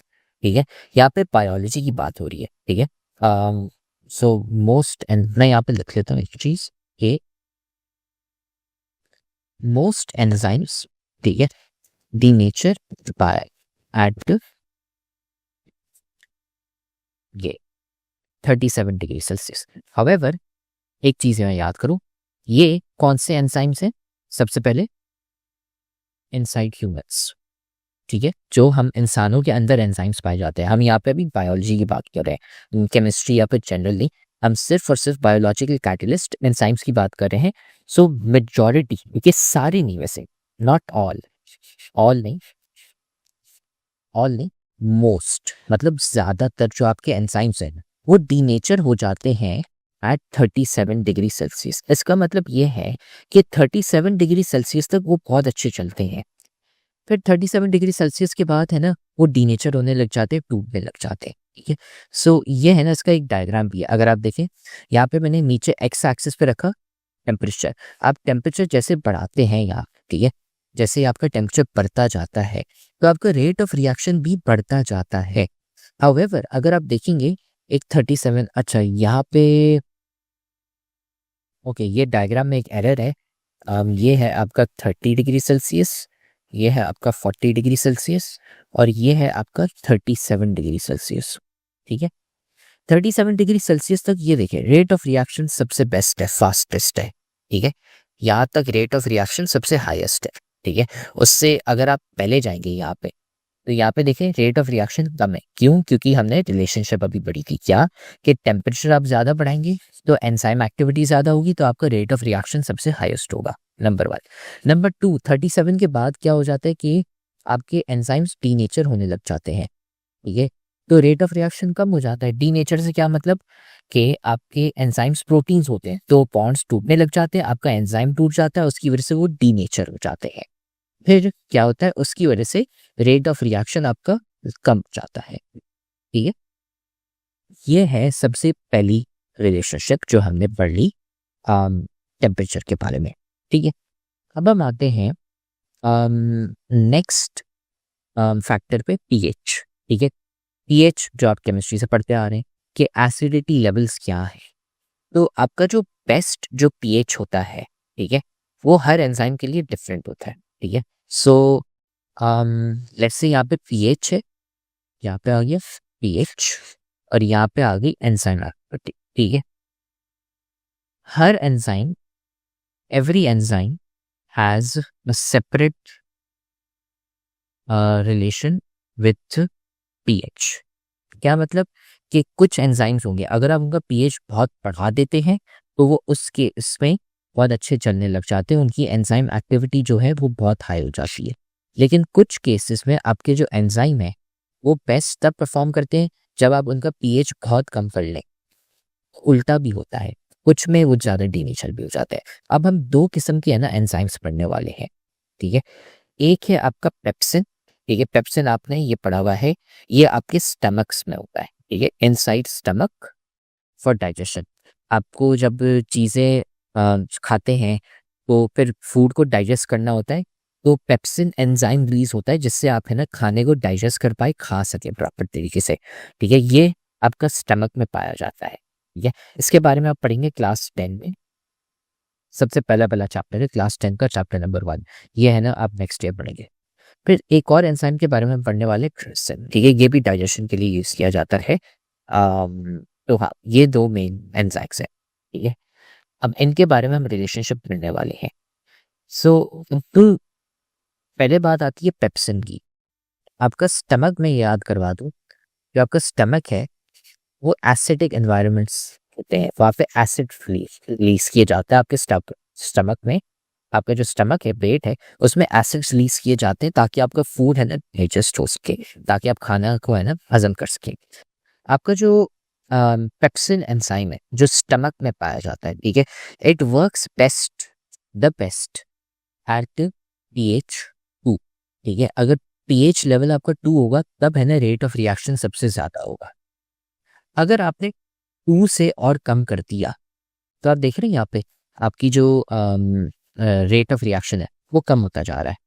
तो अगर आपने पीएच को 2 से कम कर दिया तो रेट ऑफ रिएक्शन आपका कम होता जाएगा। लेकिन 2 से भी अगर आप ज्यादा करते जाएंगे तब भी कम हो जाएगा, और 4 तक तो 0 ही हो जाता है, ठीक है। ये हो गया हमारे पेप्सिन के बारे में। फिर दूसरा है आपका एंजाइम ट्रिप्सिन, ठीक है। जो ट्रिप्सिन है वो बेस्ट परफॉर्म करता है एट पीएच 8, ठीक है। ये कहाँ पाया जाता है? आपके इंटेस्टाइन्स में, ठीक है, स्मॉल और लार्ज इंटेस्टाइन्स में, वहाँ पे भी डाइजेशन होती है। तो ये जो है ये क्या है, थोड़ा सा अल्कलाइन है, ठीक है। सो ये थोड़ा सा अल्कलाइन हो गया आपका, और ये हो गया आपका एसिडिक, ठीक है, एक एसिडिक और एक अल्कलाइन। तो अल्कलाइन एनवायरनमेंट में आपका बेस्ट कब परफॉर्म करता है? पीएच 8 पे। अगर आपने पीएच 8 से कम कर दिया अपना पीएच तो फिर है ना उसका लेवल गिरने लग जाता है, और अगर आपने 8 से ज़्यादा भी कर दिया तब भी है ना रेट ऑफ रिएक्शन कम जाता है, तब आपके क्या होते हैं, एंजाइम्स डीनेचर होने लग जाते हैं वापसी, ठीक है। सो बेस्ट आपका जो है वो होता है 8, ठीक है। सो ये चक्कर है। एक चीज मैं याद दिला दूं आपको, यहाँ पे है ना डीनेचर नहीं हुए हुए। ये जो पार्ट है ना, this is not denature. Denature temperature में डीनेचर होते हैं 37 डिग्री सेल्सियस के बाद, ठीक है। यहाँ पे उल्टा है, यहाँ पे है ना डीनेचर दोनों साइड पे होने लग जाते हैं, ठीक है। तो इसका आपने ख्याल रखना है। अब आते हैं सबस्ट्रेट कॉन्सेंट्रेशन। सबस्ट्रेट कॉन्सेंट्रेशन का मतलब ये है कि आपने कितना सबस्ट्रेट डाला हुआ है, ठीक है। सबस्ट्रेट अगेन क्या था कि आपके जो रिएक्टेंट्स हो गए, ठीक है, ये वाले जैसे सबस्ट्रेट्स हैं जो आपके रिएक्टर्स हैं जो एंजाइम में जा रहे हैं जिससे आपके प्रोडक्ट्स बन रहे हैं। अगर आपके पास कम रिएक्टेंट्स होंगे, अगर आपके पास कम सबस्ट्रेट्स होंगे, तो फिर आपका रेट ऑफ रिएक्शन कम होगा। क्यों? क्योंकि उसके बाद आपके पास इतना रिएक्टेंट है ही नहीं, तो फिर रिएक्शन तो कम होगा ना। फिर इसका मतलब ये है कि आपके पास रिएक्ट करने के लिए कम चीज़ें हैं। जितनी ज़्यादा आपके पास होंगी चीज़ें, ठीक है, वो आपका है ना वो बढ़ता जाएगा। सो यहाँ पे है ना अब हम लिखने वाले हैं, ये आ गया सबस्ट्रेट कॉन्सेंट्रेशन, ठीक है, सबस्ट्रेट लिख लेते हैं, ठीक है, सबस्ट्रेट कॉन्सेंट्रेशन या सबस्ट्रेट, और यहाँ पे आ गया एंजाइम एक्टिविटी, ठीक है।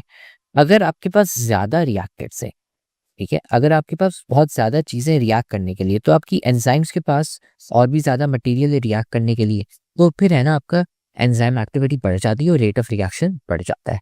अगर आपके पास ज़्यादा ये चीज़ें, ठीक है, समझे जैसे खाना है, जितना ज़्यादा खाना होगा तो आप ज़्यादा खाना खाएंगे, अगर खाना ही आपके पास कम होगा तो आप खाना कम खाएंगे ना। तो वैसे ही एंजाइम के लिए अगर बहुत ज़्यादा सबस्ट्रेट पड़ा हुआ है, तो वो और ज़्यादा सबस्ट्रेट खाएगा और ज़्यादा प्रोडक्ट्स प्रोड्यूस करेगा। हाउएवर हाउएवर एक पॉइंट के बाद वो भी लिमिट होने लग जाता है। इसका अगर मैं ग्राफ दिखाऊं, ये दिख रही है यहाँ पे, ये ऐसे ही बढ़ता जा रहा है, बढ़ता जा रहा है, यहाँ पे ग्राफ बढ़ता जा रहा है। लेकिन एक पॉइंट के बाद, ठीक है, आप भले इस खाना जितना ज़्यादा बढ़ाते जाए और है ना रेट ऑफ रिएक्शन आपका इंक्रीज नहीं होगा। अब ऐसे क्यों है? वो इसलिए है कि यहाँ पे सबस्ट्रेट क्या करता है, वो एंजाइम यहाँ पे जाता है एंड उसके साथ अटैच हो जाता है, ठीक है, जिससे क्या होता है कि फिर है ना रिएक्शन होता है और आपके प्रोडक्ट्स प्रोड्यूस होते हैं। अगर आपके पास है ही सिर्फ 5 एंजाइम्स और आपने बोला कि मैं और डालता जाऊं, तो आपके सारे एक्टिव साइट्स ऑक्यूपाई हो जाएंगे। इसका मतलब क्या है कि अगर लेट्स से आप लोग सिर्फ 5 दोस्त गए खाना खाने, ठीक है, और आपको और ज़्यादा खाना देते जाए, खाना देते जाए, लेकिन आपके जो पेट हैं वो एक टाइम के बाद फुल हो जाएँगे ना, वो कहेंगे यार और मैं खाना नहीं खा सकता। एक लिमिट में कितना खाना खाऊँ एक रेस्टोरेंट में जाके, एक हद तक मैं खाना खा सकता हूँ ना। तो वैसे ही एंजाइम भी बोलेगा कि यार बस कर दो, मैं इससे ज़्यादा खाना नहीं खा सकता, इससे ज़्यादा सबस्ट्रेट्स में है ना उसको प्रोड्यूस नहीं कर सकता, प्रोडक्ट्स और ज़्यादा नहीं बना सकता, मैं थक गया हूँ, मैं और ज़्यादा नहीं खा सकता। तो उस पॉइंट के बाद है ना आपका जो रेट ऑफ रिएक्शन है, वो ऐसे यूँ है ना फ्लैट हो जाता है, ठीक है। एक सर्टेन पॉइंट के बाद वो एंजाइम पे डिपेंड करता है कितने एंजाइम है, ठीक है। लेकिन ये तीसरी चीज हो गई सबस्ट्रेट कॉन्सेंट्रेशन के बारे में, कि एक पॉइंट के बाद है ना ये ग्राफ स्ट्रेट होने लग जाता है, क्योंकि आपके सारे एक्टिव साइट्स ऑक्यूपाइड जाते हैं। ये जो एक्टिव साइट्स है ये फुल हो जाते हैं, एंजाइम्स आपके फुल हो गए हैं, और अगर आपके पास और खाना हो यहाँ पे होने के लिए, तो आप खा ही नहीं पाओगे। यहाँ पे एक्टिव साइट्स पड़े हुए हैं, इसलिए रेट ऑफ रिएक्शन आपका बढ़ता जा रहा है। लेकिन एक पॉइंट के बाद यहाँ पे सारे एक्टिव साइट्स फुल हो जाएंगे, तो आप भले अपनी कॉन्सेंट्रेशन बढ़ाते जाएं, लेकिन क्या होगा, आपका रेट ऑफ रिएक्शन है वो सेम ही रहेगा, इससे ज़्यादा बढ़ेगा नहीं, ठीक है। अब दो किस्म के और मॉलिक्यूल्स आ जाते हैं। एक है आपका इनहिबिटर, दूसरा है आपका एक्टिवेटर। अब इनहिबिटर का मतलब क्या है, देखिए ये अल्फाज आता है अंग्रेजी से इनहिबिट। यहाँ पे अगर मैं लिखूँ इनहिबिट, ठीक है, इसकी डेफिनेशन आपने इंग्लिश में पढ़ी होगी। इनहिबिट क्या करता है, आपका रिएक्शन या रिस्ट्रेन करता है या प्रिवेंट करता है, ठीक है। For example cold inhibits plant growth, अच्छा सर्दी होगी तो आपके पौधे और उग नहीं पाएंगे। हिंडर करता है, रिस्ट्रेन करता है, प्रिवेंट करता है, ठीक है, करने नहीं देता, होल्ड बैक कर लेता है उसको। तो वैसे ही इनहिबिटर्स आपके ऐसे मॉलिक्यूल्स होते हैं जो आपके जो रेट ऑफ रिएक्शन है या एंजाइम्स जो है उनको रोकता है, यार नहीं करो, ठीक है। क्या करते हैं, they are produce from outside, they stop enzymatic reactions, enzymes को रोक देता है। अगर इनहिबिटर्स आपके पास पड़े होंगे तो आपके ये ऐसे मॉलिक्यूल्स हैं जो एंजाइम को अपना रिएक्शन करने नहीं देते, ठीक है, और वो रोक लेते हैं उसको, ठीक है। अब इसके एग्जांपल्स मैं आपको दे नहीं सकता क्योंकि ये बहुत एडवांस चीज़ें, ये आप आगे जाके पढ़ेंगे रेस्पिरेशन और फोटोसिंथेसिस में, और आगे जाके first year and matric sorry internet, ठीक है। लेकिन सिंपल इनहिबिटर ऐसे मॉलिक्यूल्स होते हैं जो आपके एंजाइम्स को रोकते हैं, उनके रिएक्शन को कम कर देते हैं और बंद कर देते हैं। फिर दूसरा आखिरी आ गया एक्टिवेटर। एक्टिवेटर क्या है, वो उसका उल्टा करता है, एक्टिवेट करता है एंजाइम्स को कि यार तुम लोग है ना अपना रेट बढ़ा दो, तो उससे है ना फिर आपकी रेट ऑफ रिएक्शन चाहते हैं। सो इनहिबिटर इनहिबिट करता है, इनहिबिट का मतलब कि रोकता है। एक्टिवेटर क्या करता है, एक्टिवेट करता है, एक्टिव करता है एंजाइम्स को, यार तुम लोग ज्यादा और काम करो, ठीक है। ये है हमारे सारे के सारे फैक्टर्स, ठीक है। इससे पहले आप लोगों ने ऑलरेडी पढ़ा होगा कि एंजाइम होता क्या है। उसके ऊपर ये कुछ फैक्टर्स हैं उसकी एक्टिविटी को इफेक्ट करते हैं। एंजाइम को तेज करते हैं, एंजाइम को स्लो करते हैं। These are the few set of variables जो कि इसको नजरअंदाज करके असर करते हैं। हमारा जो टॉपिक होने वाला है वो है एंजाइम इनहिबिशन का। देखिए एंजाइम इनहिबिशन होती क्या है, ये समझने की बात है। देखो हम क्या कर रहे होते हैं, अगर मैं आपको दिखाऊं, हमारा एंजाइम की जरूरत पड़ती क्यों है हमें? एंजाइम की जरूरत इसलिए पड़ती है कि हमें क्या करना होता है, किसी भी मॉलिक्यूल को ब्रेक डाउन करना होता है। हम उसको ब्रेक डाउन करते हैं, उसको ऊपर की चीजें करने में हमें हेल्प आती है। ठीक है, अब मेरे भाई एंजाइम को जब हमने यूज किया, ये हमारे पास कुछ चीज है, इसको हमने कन्वर्ट किया बी में। ठीक है, तो एंजाइम आया और उसको फास्ट किया रिएक्शन को। एंजाइम आ रहा है, ये चीजें आती जा रही हैं, कन्वर्ट होती जा रही हैं। हमें सिर्फ 100 ऐसे डब्बे चाहिए। हमें कितने ऐसे डब्बे चाहिए? 100 ऐसे डब्बे चाहिए। तो ऐसे 100 डब्बे चाहिए। तो हमारे सेल के अंदर पता है क्या होता है, एक सिस्टम होता है, वो करता है, गिनती करता है। एक बंदा होता है जो कि गिनती कर रहा होता है जब कितने 100 डब्बे से पूरे हो जाए। ठीक है, तो जैसे जैसे बनती जाती है, जैसे जैसे बनती जाती है, तो काउंट होते जाते हैं। ये एंजाइम तो अपना काम कर रहा होता है, ये लाखों की तादाद में पड़े हुए हैं, लेकिन ये हमें 100 चाहिए ऐसे डब्बे। तो ये एंजाइम पड़ा हुआ है। तो जब ऐसे 100 डब्बे पूरे हो जाते हैं, तो सेल क्या करते हैं, ये जो बंदा गिन रहा होता है, जिसको पता है 100 हो गए, तो एक वो चीज रिलीज करता है, छोटा सा मालिक्यूल या कोई चीज, कोई कंडीशन है। वो क्या करता है, वो एंजाइम के साथ जाके रिएक्ट करता है, उसे रोक देता है, भाई रुक जा। इसकी शेप को जहां पे जाके लगता है ना एंजाइम, यहाँ पे जाके चिपकता है, इसको खराब कर देता है, उसको जोड़ दे देता है, मोड़ देता है। तो मोड़ मरोड़ के उसको रोक देता है। तो ये काम होता है एंजाइम इनहिबिशन का। भाई एंजाइम काम कर रहा था, लेकिन एक नई चीज आ गई। एक होता है एक्टिवेटर जो कि उसको एक्टिवेट करता है, एक होता है जो रोकता है, भाई काम पूरा हो गया है, हो जाती है उसकी इनहिबिशन। तो उन सब्सटेंसेस को कहा जाता है इनहिबिटर, और इस अमल का नाम होता है एंजाइम इनहिबिशन। ये रहा, हमारे नोट्स में भी होगा, अगर मैं आपको दिखाऊं हमारे नोट्स, तो जी हमारे ये बहुत उम्दा नोट्स हैं। और इसके अंदर जी आपको मिलेगा एंजाइम इनहिबिशन। ये रहा।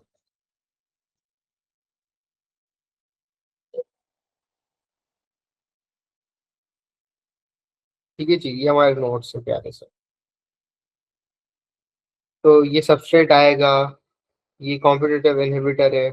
कॉम्पिटिटिव क्या होता है, नॉन कॉम्पिटिटिव क्या होता है, इसे नहीं देखो फिलहाल थोड़ा सा, लेकिन बाकी चीजों को देखो। सही है।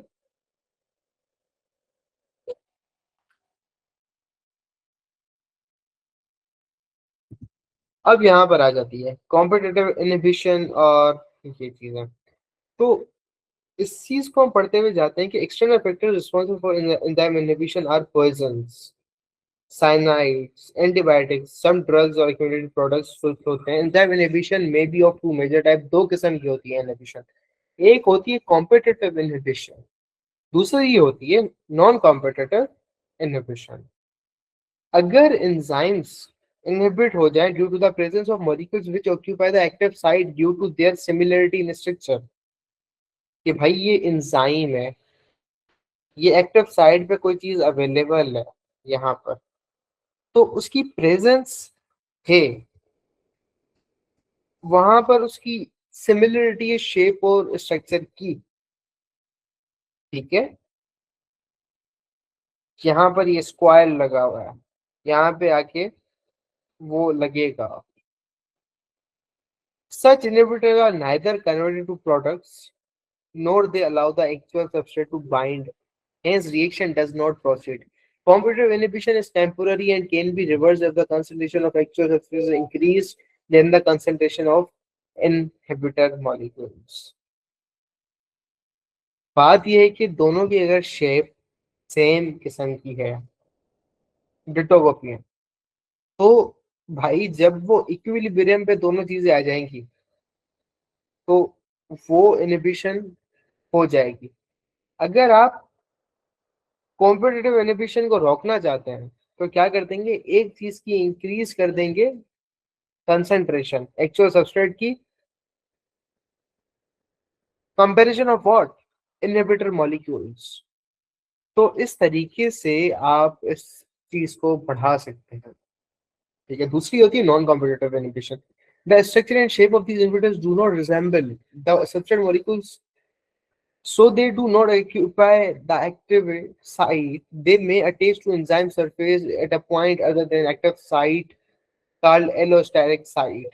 They alter the globular shape of enzyme and damage the active site of enzyme. Thus, actual substrate will not be able to bind to active site and reaction stop. तो नॉन कॉम्पिटिटिव क्या होती है, खतरनाक किस्म की होती है inhibition.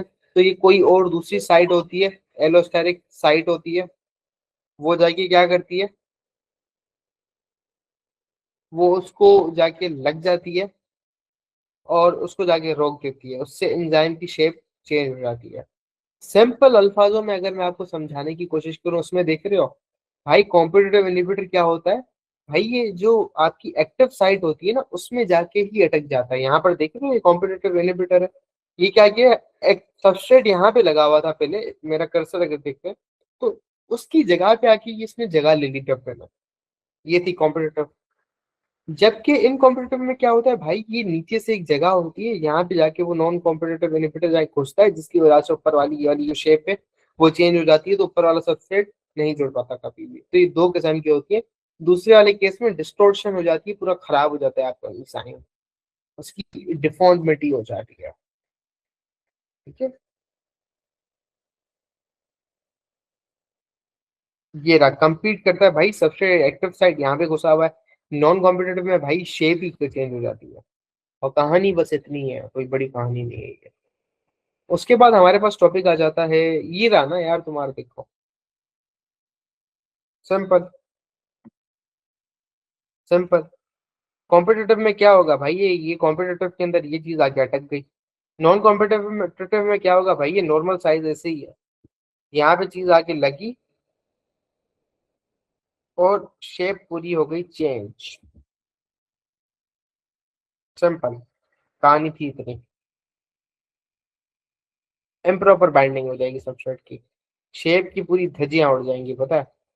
जब ये पहले था शेप, जब ये चीज लगी, शेप की धज्जियां उड़ गई, वो चीज लगी नहीं पाएगी इस पर। सिंपल।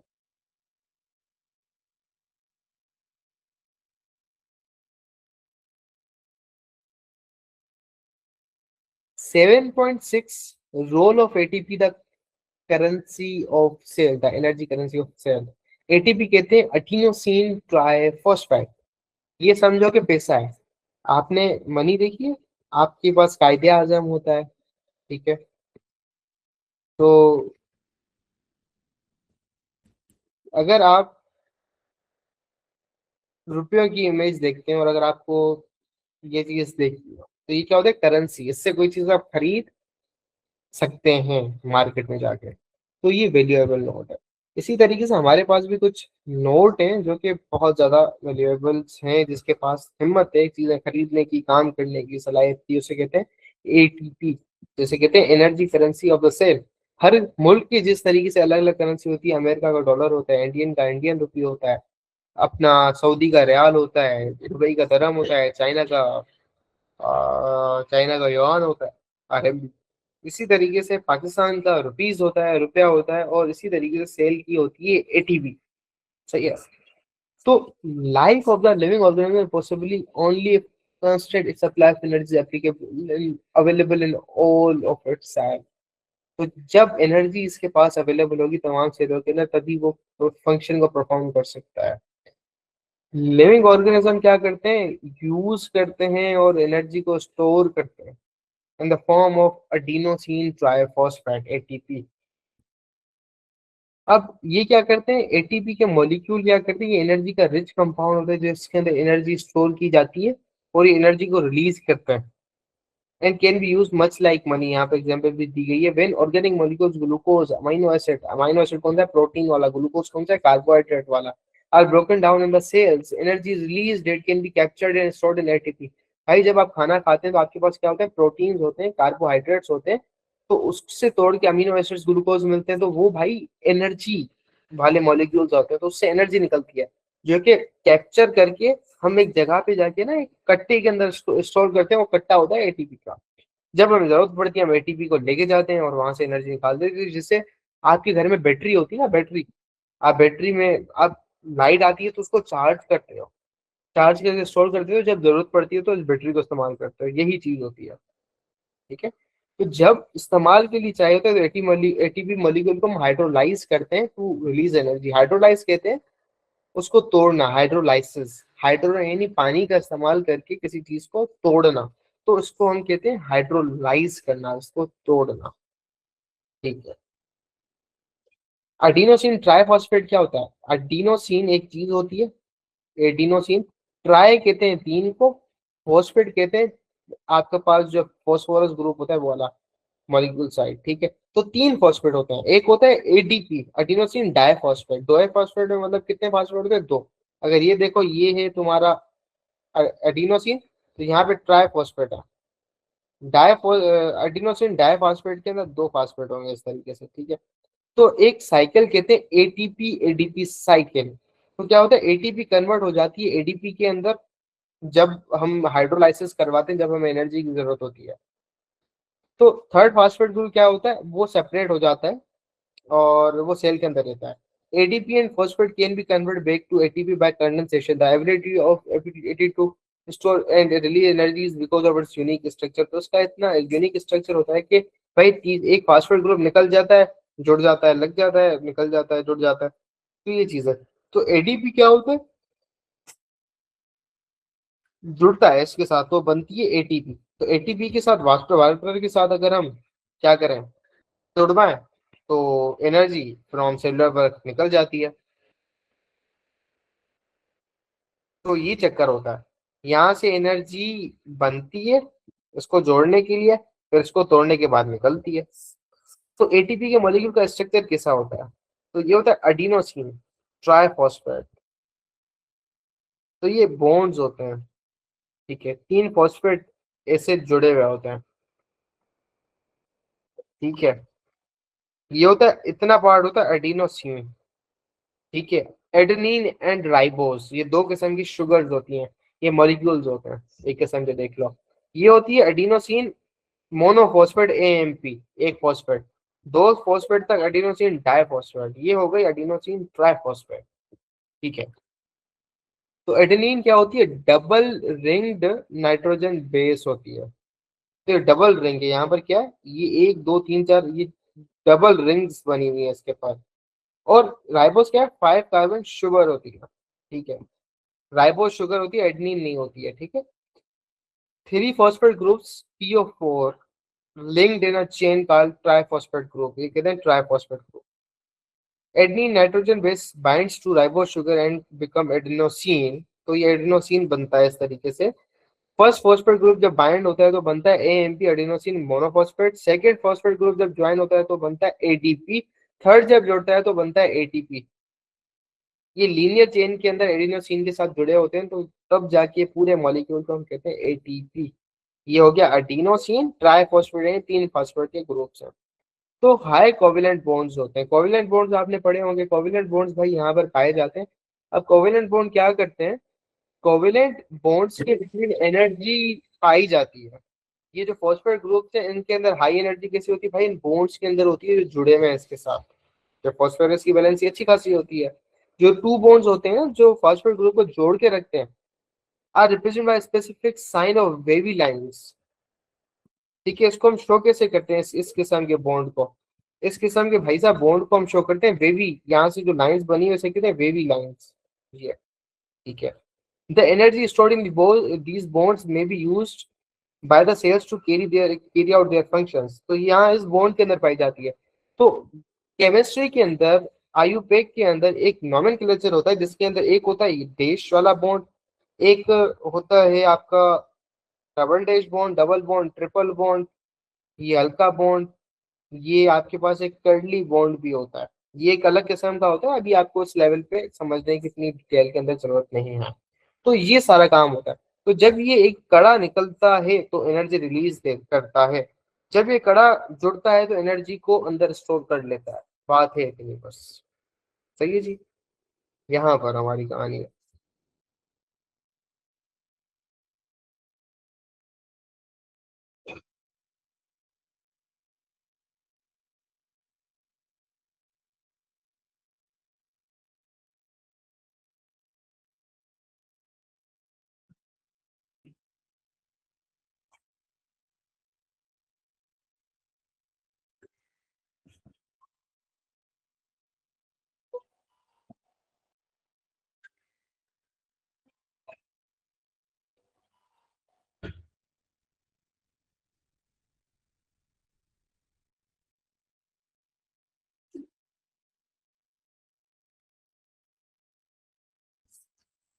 अभी हम पढ़ने जा रहे हैं फोटोसिंथेसिस को।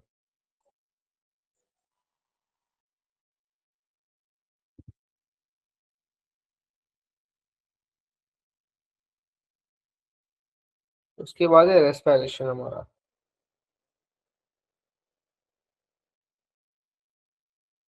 फोटोसिंथेसिस आप बचपन से पढ़ते हुए आ रहे हैं कि जी ये एक ऐसा अमल है जिसके अंदर प्लांट अपनी ग़िज़ा खुद बनाता है in the presence of sunlight. और उसके अंदर एक चीज इस्तेमाल होती है हरे हरे कलर के पिगमेंट्स, जिसे हम कहते हैं क्लोरोफिल। और इसके अंदर हम कार्बन डाइऑक्साइड का इस्तेमाल करते हैं, हम नहीं प्लांट्स इस्तेमाल करते हैं कार्बन डाइऑक्साइड को, जिससे वो ग्लूकोज वो एनर्जी बनाते हैं और पानी को रिलीज करते हैं थोड़ा सा। ये बचपन से आप पढ़ते हुए आ रहे हैं। Oxygen is produce as a by product during photosynthesis. तभी हम कहते हैं भाई प्लांट्स ऑक्सीजन रिलीज करते हैं। तो हम क्या करते हैं भाई, प्लांट ऑक्सीजन कार्बन डाइऑक्साइड लेता है, पानी को लेता है। ठीक है, आप जमीन के अंदर पानी डालते हो ना, प्लांट्स को डेली पानी क्यों देते हो? इससे इसी काम के लिए तो दे रहे होते हो भाई साहब तुम। तो ये लाइट के साथ और उसके बाद कुछ पिगमेंट्स होते हैं ग्रीन कलर के क्लोरोफिल, उसका इस्तेमाल करके बनाता है ग्लूकोज, एक एनर्जी का जरिया बहुत बड़ा वीआईपी। और पानी थोड़ा सा, ठीक है, रिलीज भी करता है। और यहाँ पर हमारे पास क्या होता है, ये पानी किसी अलग जगह से निकलता है। ये वाला सेम टू सेम पानी नहीं है कि आप कहो कि यार ये छह इस्तेमाल हो गए, छह नहीं हुए। भाई ये इस्तेमाल हो गया और ये कहीं और से निकला है पानी। और ये छह कार्बन डाइऑक्साइड, छह ऑक्सीजन के मॉलिक्यूल्स निकलते हैं। नियरली ऑल फॉर्म्स भाई लाइफ की जो है ना, ये फोटोसिंथेसिस के ऊपर डिपेंड करती है, प्लांट्स की सारी। और ये बहुत ज्यादा इंपॉर्टेंट है और इसके अंदर बहुत सारा बड़ा complicated and set of series of coordinate reactions होते हैं जो कि इस काम को अंजाम करने के अंदर हमें हमारी बड़ी हेल्प करते हैं। तो मैकेनिज्म क्या होता है फोटोसिंथेसिस का? भाई दो फेजेस होते हैं फोटोसिंथेसिस के। पहला होता है light dependent and light independent reaction.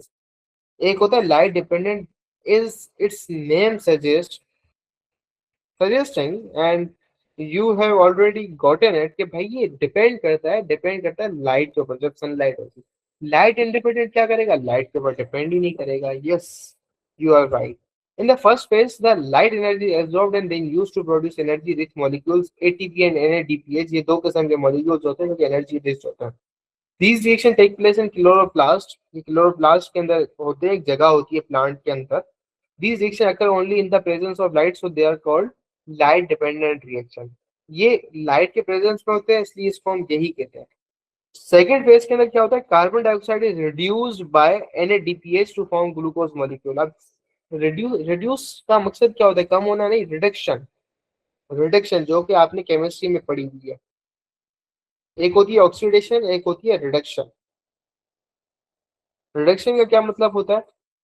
Oxidation क्या होता है? ऑक्सीजन की एडिशन होना। रिडक्शन मतलब हाइड्रोजन की एडिशन होना।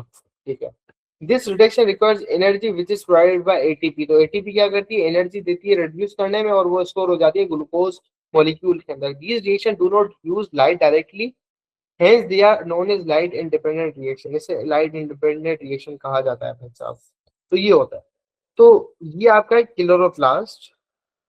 सही है, क्लोरोप्लास्ट के अंदर ये रिएक्शन होता है, कैल्विन साइकिल कहते हैं भाई इस नाम को। जो कि स्ट्रोमा एक जगह होती है जो कि आपने पढ़ी होगी, 90 आपकी यूनिट नंबर 3 4 के अंदर, सेल के अंदर। तो light dependent reaction of photosynthesis को हम समझने की कोशिश करते हैं कि भाई चल क्या रहा है हमारा डिटेल के अंदर। सही है, लाइट डिपेंडेंट रिएक्शन क्या करता है भाई, जब क्या होता है, लाइट पड़ती है, लाइट की जब हम इस्तेमाल करते हैं तो ये रिएक्शन प्लेस करता है थाइलाकोइड मेम्ब्रेन्स के अंदर, जहाँ पे फोटोसिंथेटिक पिगमेंट पाया जाता है। There two type of photo systems,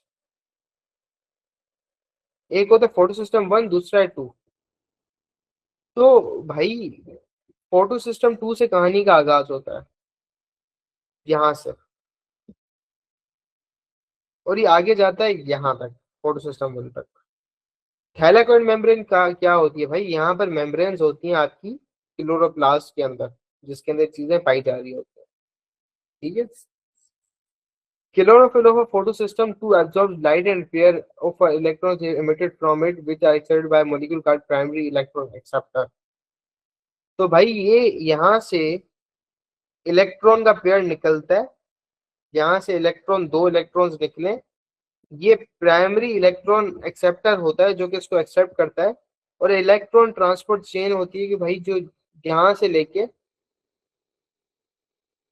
यहाँ तक फोटो सिस्टम 1 तक लेके जाती है। At the same time water molecule also splits in oxygen atom to hydrogen ions and two electrons. Splitting of water takes place to compensate the electron loss of light affected chlorophyll system of system 2 in and describe photolysis of water.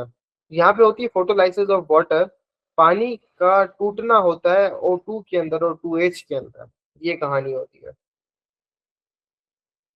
ठीक है, oxygen release out of leaf through stomata, stomata होते हैं छोटे छोटे pores, यहाँ से जो है ना रिलीज होता है। कहाँ पे स्टोमेटा पाया जाता है भाई? ये जो प्लांट के पत्ते होते हैं ना उसके निचले हिस्से में, जहाँ से आपकी ऑक्सीजन गैसेस रिलीज होती है, पानी के वेपर्स रिलीज होते हैं। चौथा, electron pair from primary electron acceptor passes through a chain of molecules called electron transport chain.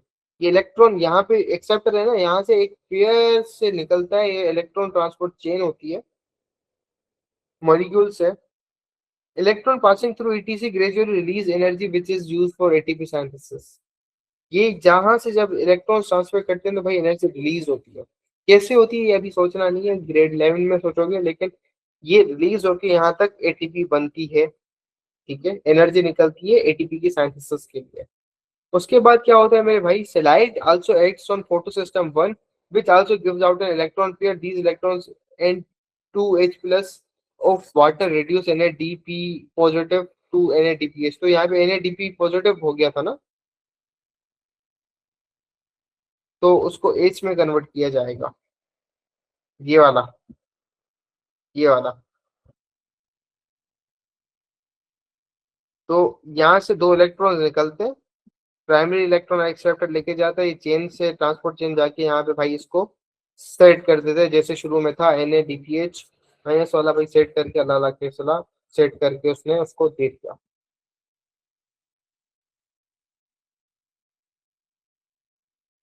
Light independent reaction of photosynthesis, once भाई एटीपी और NADPH प्रोड्यूस हो जाते हैं, फोटोसिंथेटिक सेल फिक्स कर लेता है कार्बन डाइऑक्साइड को to synthesis sugar molecules.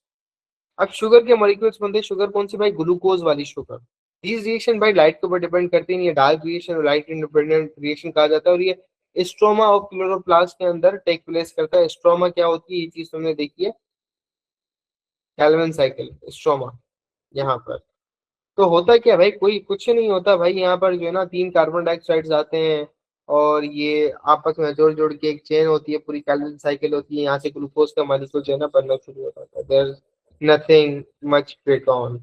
The sequence of reaction in this phase was first described by Melvin Colvin and his colleagues, so is known as Calvin cycle as well। तो भाई kelvin ने ये explain की थी उसके colleagues के साथ, तो इसलिए इसको कैल्विन साइकिल का नाम दिया गया। यहाँ पे क्या होता है? कार्बन डाइऑक्साइड कंबाइन होता है, already 5 carbon molecule R U B, ठीक है, to form a 6 carbon intermediate molecule. तो भाई कार्बन एक ये 5 कार्बन वाली चीज है, इसके साथ जाके जोड़ता है कार्बन डाइऑक्साइड।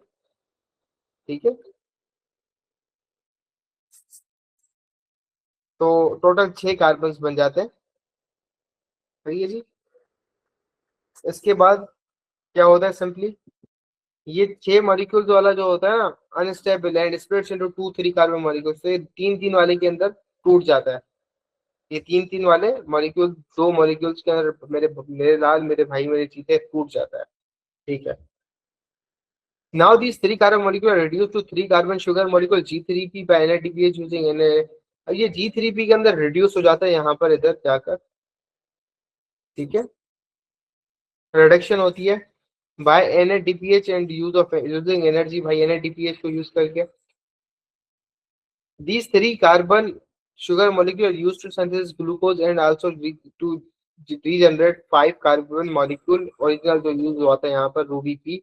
तो ये जो आपका शुरू के अंदर आपका, आप इसको एंजाइम बोलो या फैसिलिटेटर बोलो, वो भी आपको आपसे मिल गया और आपका काम का काम भी हो गया।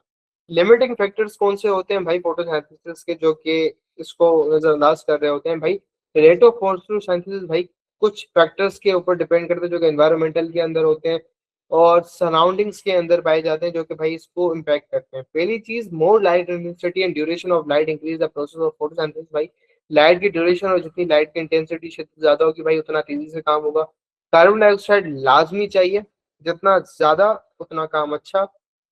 तो जितना कार्बन डाइऑक्साइड की कंसंट्रेशन ज्यादा, उतना आपका जो है ना रेट ऑफ रिएक्शन उतनी तेजी ज्यादा होगी, लेकिन एक सर्टेन मैक्सिमम पॉइंट तक, जिसे कहते हैं एक maximum point of the concentration. ठीक है।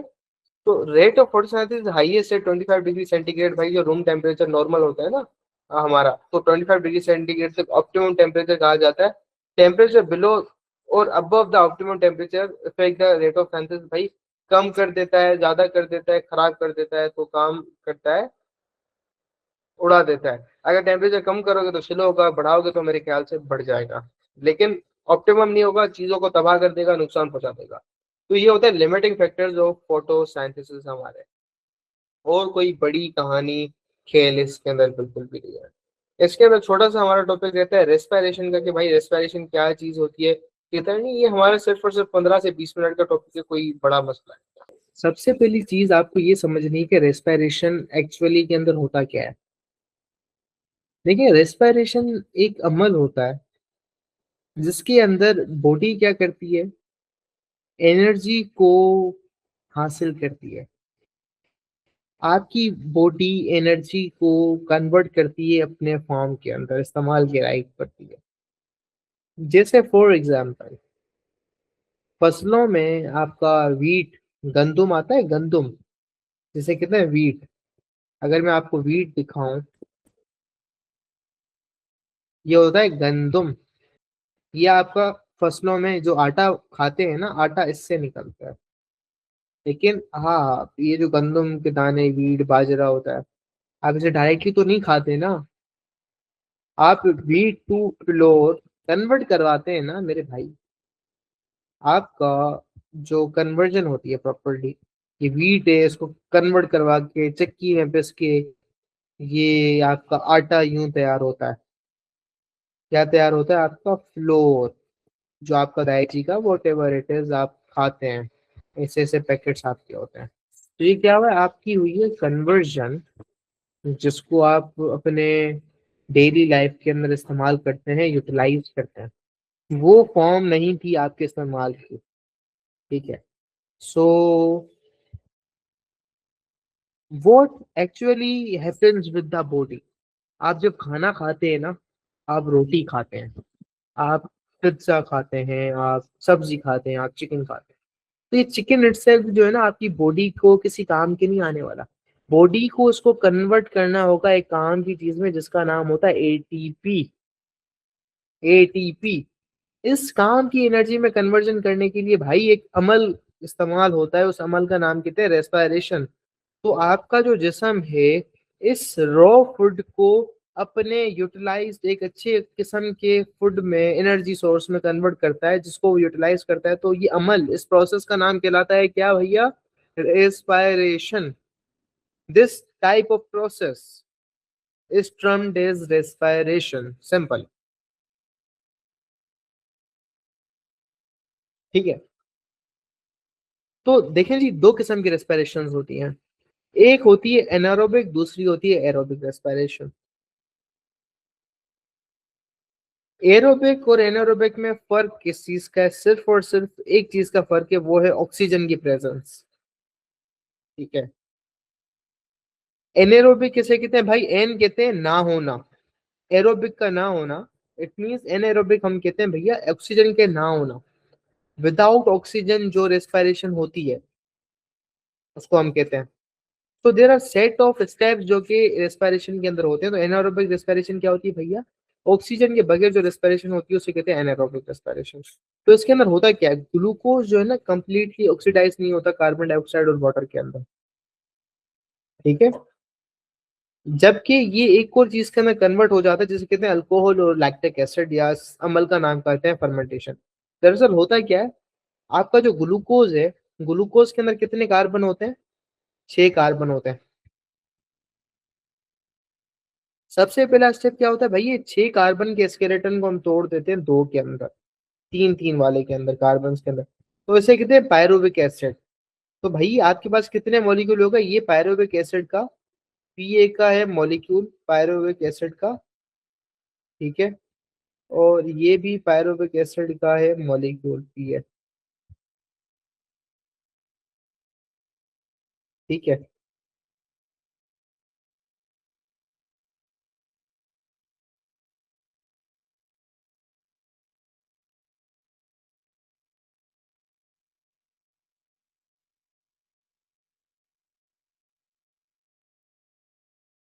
तो दो पायरुवेक एसिड के मॉलिक्यूल हो जाते हैं। अगर ऑक्सीजन आपकी बॉडी के अंदर होती है, किसी ऑर्गेनिज्म में, आपकी बॉडी में, किसी टाइम पे, वॉट एवर इट इज, तो आपका जो बॉडी है ये इस प्रोसेस को लेके चलती है, ऑक्सीजन का होना, ऑक्सीजन का होना। अगर नहीं होती तो इस मॉलिक्यूल को लेफ्ट साइड पे एक अलग सेट ऑफ प्रोसेस के लिए लेके चली जाती है, जहां पे होती है फर्मेंटेशन। तो ये होता है एनएरोबिक पाथवे और ये होता है एरोबिक पाथवे, ये फर्क होता है छोटा सा। इसको कहा जाता है अल्कोहलिक फर्मेंटेशन। तो पायरुवेक एसिड भाई इथाइल अल्कोहल और कार्बन डाइऑक्साइड के अंदर कन्वर्ट होता है, ठीक है, सही है। अब ये कब होता है, क्या होता है, कैसे होता है, इसको हम समझते हैं। In alcoholic fermentation, pyruvic acid produced during glycolysis is converted into ethyl alcohol and carbonate. It occurs in yeast and some bacteria, and sometimes in you too. During tough and continuous exercise, our heart, lungs cannot provide enough oxygen to skeletal muscle as per requirement. During such vigorous exercise or labor, muscle cells start to carry out this anaerobic respiration. Each pyruvic acid molecule converted into lactic acid. Bacteria which convert milk to yogurt also produce lactic acid. ठीक है, ये lactic acid के अंदर convert होता है। कहानी क्या थी, कहानी का मोड़ ये था, कम से कम अल्फाजों के अंदर तीन स्टेप्स होते हैं। पहला स्टेप होता है ग्लाइकोलाइसिस का, रेस्पिरेशन के अंदर ग्लाइकोलाइसिस। ग्लाइकोलाइसिस, ग्लाइको को कहते हैं ग्लूकोज। ग्लूकोज क्या होता है, 6 कार्बन वाला होता है, C6H12O6 वाला मॉलिक्यूल। तो पानी से इसकी क्या करते हैं, ब्रेक डाउन करते हैं। लाइसिस मतलब तोड़ना, पानी इस्तेमाल करके इसको आधे के अंदर तोड़ देते हैं। जैसे एक को कहते हैं पायरुविक एसिड, ये पायरुविक एसिड की है। तो ऐसे कितने मॉलिक्यूल्स भैया बन गए, दो पायरुविक एसिड के मॉलिक्यूल्स बन गए। पहला मॉलिक्यूल ये, दूसरा मॉलिक्यूल ये। अगर सेल के पास ऑक्सीजन है तो पायरुविक एसिड जाएगा एरोबिक रेस्पिरेशन की तरफ। अगर ऑक्सीजन अगर नहीं है, सेल के पास ऑक्सीजन देखेगा, ऑक्सीजन नहीं है, तो बोलेगा भाई इसको फर्मेंटेशन की तरफ भेजो। अच्छा, फर्मेंटेशन कहाँ पे होती है, बैक्टीरिया के अंदर, यीस्ट के अंदर होती है, पहली चीज। दूसरी चीज, अगर आप कोई दौड़ रहे हो, कोई काम कर रहे हो, आपके पास आपकी छाती फुली हुई, आप सांस को अंदर ले रहे हो, ले रहे हो, ले रहे हो, आप अंदर सांस लेते रहो, ले रहे हो, ले रहे हो, बहुत अच्छे तरीके से सांस ले रहे हो, भाई तुम्हारा सांस फूल चुका है, ऑक्सीजन है ही नहीं तुम्हारे पास। तुम्हारी बॉडी ने जितनी एनर्जी चाहिए थी वो बना रही है, अब तुम्हें और एनर्जी चाहिए, अब क्या करोगे, ऑक्सीजन है ही नहीं। तो तुम्हारी बॉडी के पास एनर्जी की डेफिशिएंसी है, और तुम्हारी बॉडी के पास ऑक्सीजन भी नहीं है भाई साहब। तो तुम्हारी बॉडी के जो मसल सेल्स हैं वो जाएंगे कहाँ पर, एनएरोबिक पाथवे की तरफ जाएंगे। एनएरोबिक पाथवे जो कि कहलाता है फर्मेंटेशन को। तो पायरुविक एसिड कन्वर्ट किस में होता है भाई, इथाइल अल्कोहल और कार्बन डाइऑक्साइड के अंदर, जिसे कहते हैं लैक्टिक एसिड। इथाइल अल्कोहल और भैया आपका होता है कार्बन डाइऑक्साइड वाले पाथवे में, ये पार्ट बनता है। लैक्टिक एसिड बाद में आता है, ये कहानी होती है। अब ये इसकी है आपके पास इंपॉर्टेंस भैया।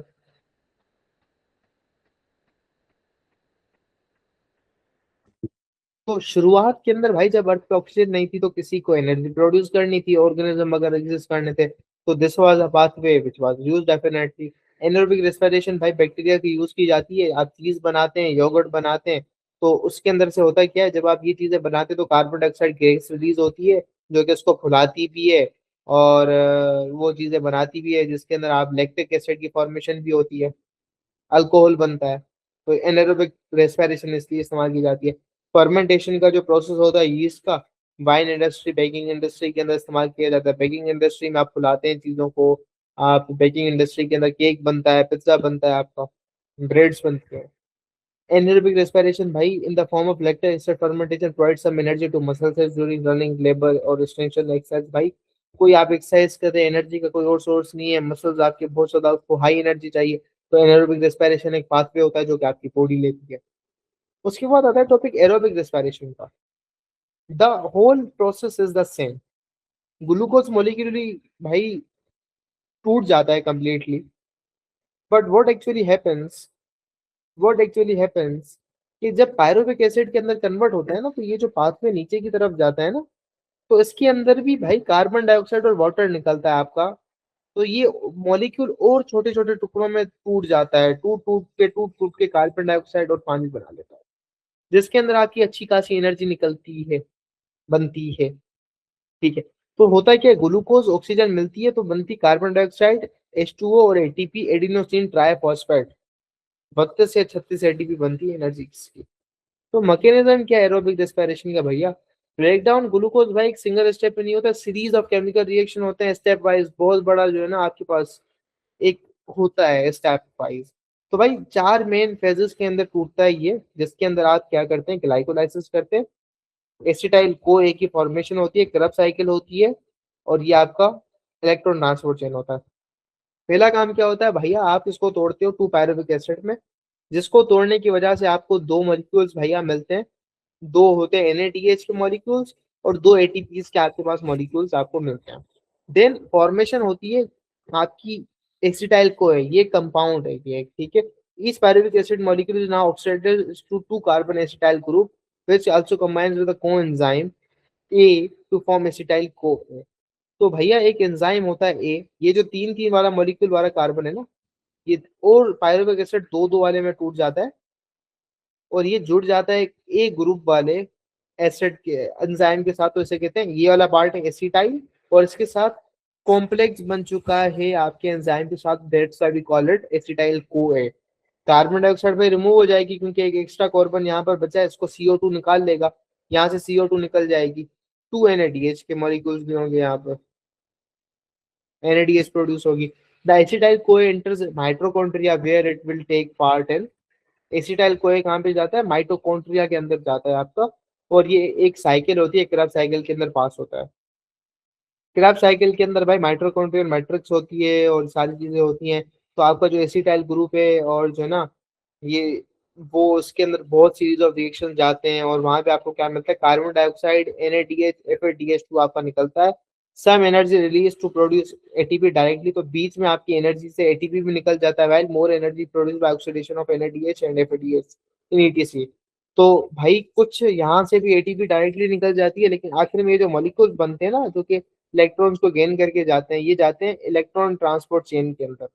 4 कार्बन डाइऑक्साइड देते हैं, 2 ATP, 6 NADH और 2 FADH2 निकलता है। तो ये भैया जाते हैं आपके पास कहाँ पर, इलेक्ट्रॉन ट्रांसपोर्ट चेन के अंदर। तो इलेक्ट्रॉन ट्रांसपोर्ट चेन एक series of electron barrier carrier molecules होते हैं, यहाँ से जो अंदर चीज जाती है घूम फिर के जो है ना होकर, ये क्या होता है, इलेक्ट्रॉन्स रिलीज होते हैं, तो वो एनर्जी को रिलीज करते हैं और सिंथेसाइज करते हैं 3 ATP मॉलिक्यूल्स। और FADH भाई प्रोड्यूस करता है 2 मॉलिक्यूल्स। तो NADH कितने बनाता है, 3, FADH बनाता है 2 मॉलिक्यूल। तो final electron acceptor is oxygen atom. Oxygen atom accept करता है with ultimately combines with hydrogen ions to produce water. तो आखिर में आपको क्या बनता है, H2O मिल जाता है, और 36 ATPs आपको टोटली मिल जाती है। That's the idea. तो एटीपी यूजेज क्या है आपकी बॉडी के अंदर, the energy produce ATP by cellular respiration used in many ways. आप काम करते हो, आपके मसल्स काम करते हैं, आपके ब्रेन को एनर्जी चाहिए, नर्व इम्पल्स होती है, ग्रोथ होती है, रिपेयर होती है, खाना उसको डाइजेस्ट करना, तो एक्टिव ट्रांसपोर्ट ग्लैंड्स, उसके अंदर एटीपी, अगर आपको पता है सोडियम पोटेशियम पंप, उसके अंदर भी एटीपी आके अटैच होती है तभी काम होता है। In human body brain uses maximum energy in the form of ATP. 25% of the ATP भाई ब्रेन आपका अक्सर पर इस्तेमाल करता है। So that is the whole idea कि अच्छा ठीक है, एंजाइम ये ऐसी चीजें हो रही होती हैं इस तरीके से आपके पास। तो ये आपके पास थी क्या, रेस्पिरेशन का अमल। इस तरीके से आपका बॉडी एनर्जी को अपनी यूजेबल फॉर्म के अंदर कन्वर्ट करता है और वहां से फायदा हासिल करके इसे इस्तेमाल करता है। तो उम्मीद है अब आपको ये पूरा टॉपिक समझ आ गया होगा एंड इससे आपकी एग्जाम की तैयारी मुकम्मल हो गई है। वापसी कमेंट सेक्शन में हमने यहाँ पे फ्री के नोट्स डाले हुए हैं टॉपर बच्चों के, तो वो नोट्स जाके आप गूगल ड्राइव की लिंक से वसूल कर लें। और अब बात आती है एंड ऑफ चैप्टर क्वेश्चंस की। ये हम यूट्यूब पे नहीं कराते। ये आप देख रहे हैं हमारे इतने बच्चों के मार्क्स क्यों आए? वो इसलिए क्योंकि आपको कॉन्सेप्ट आता है लेकिन उसका जवाब नहीं लिखना आता, इसलिए बहुत सारे बच्चों के मार्क्स नहीं आते। शॉर्ट आंसर, लॉन्ग आंसर के जवाब कैसे लिखते हैं, पेपर पे लिखते कैसे, पेपर अटेम्प्ट कैसे करते हैं। इसलिए तो हमारी रिवीजन बैच आई हुई है। रिवीजन बैच में हम आपको सिखाते हैं कि जवाब कैसे लिखते हैं, पेपर कैसे अटेम्प्ट करते हैं। ये कोई नहीं सिखाता आपको पूरे पाकिस्तान में। और साथ में हम आपको 3 गेस्ट पेपर देते हैं, जिससे हमारा आधे से ज़्यादा 70% पेपर तो लग ही जाता है। तो इसलिए तो हमारे इतने सारे बच्चे हैं जिनके 90% से ज़्यादा मार्क्स आ जाते हैं। तो अगर आप हमारी रिवीजन बैच ज्वाइन करना चाहते हैं ताकि आपके भी 90% से ज़्यादा मार्क्स आएँ, तो आप ज्वाइन कर सकते हैं। पाकिस्तान की बेस्ट फैकल्टी है यहाँ पे। 800 रुपए आपने ये दे दिए, 2 महीने हम आपको A to Z सारी तैयारी करा लेंगे। और अगर आप सारे सब्जेक्ट्स के लेना चाहते हैं तो ये 3000 रुपए होंगे 7 सब्जेक्ट्स के। तो आप हमें इस व्हाट्सएप नंबर पे मैसेज कर लें, हम आपको रिवीजन बैच में ऐड कर लेंगे और आपको सिखाएंगे कि बोर्ड में टॉप कैसे करते हैं।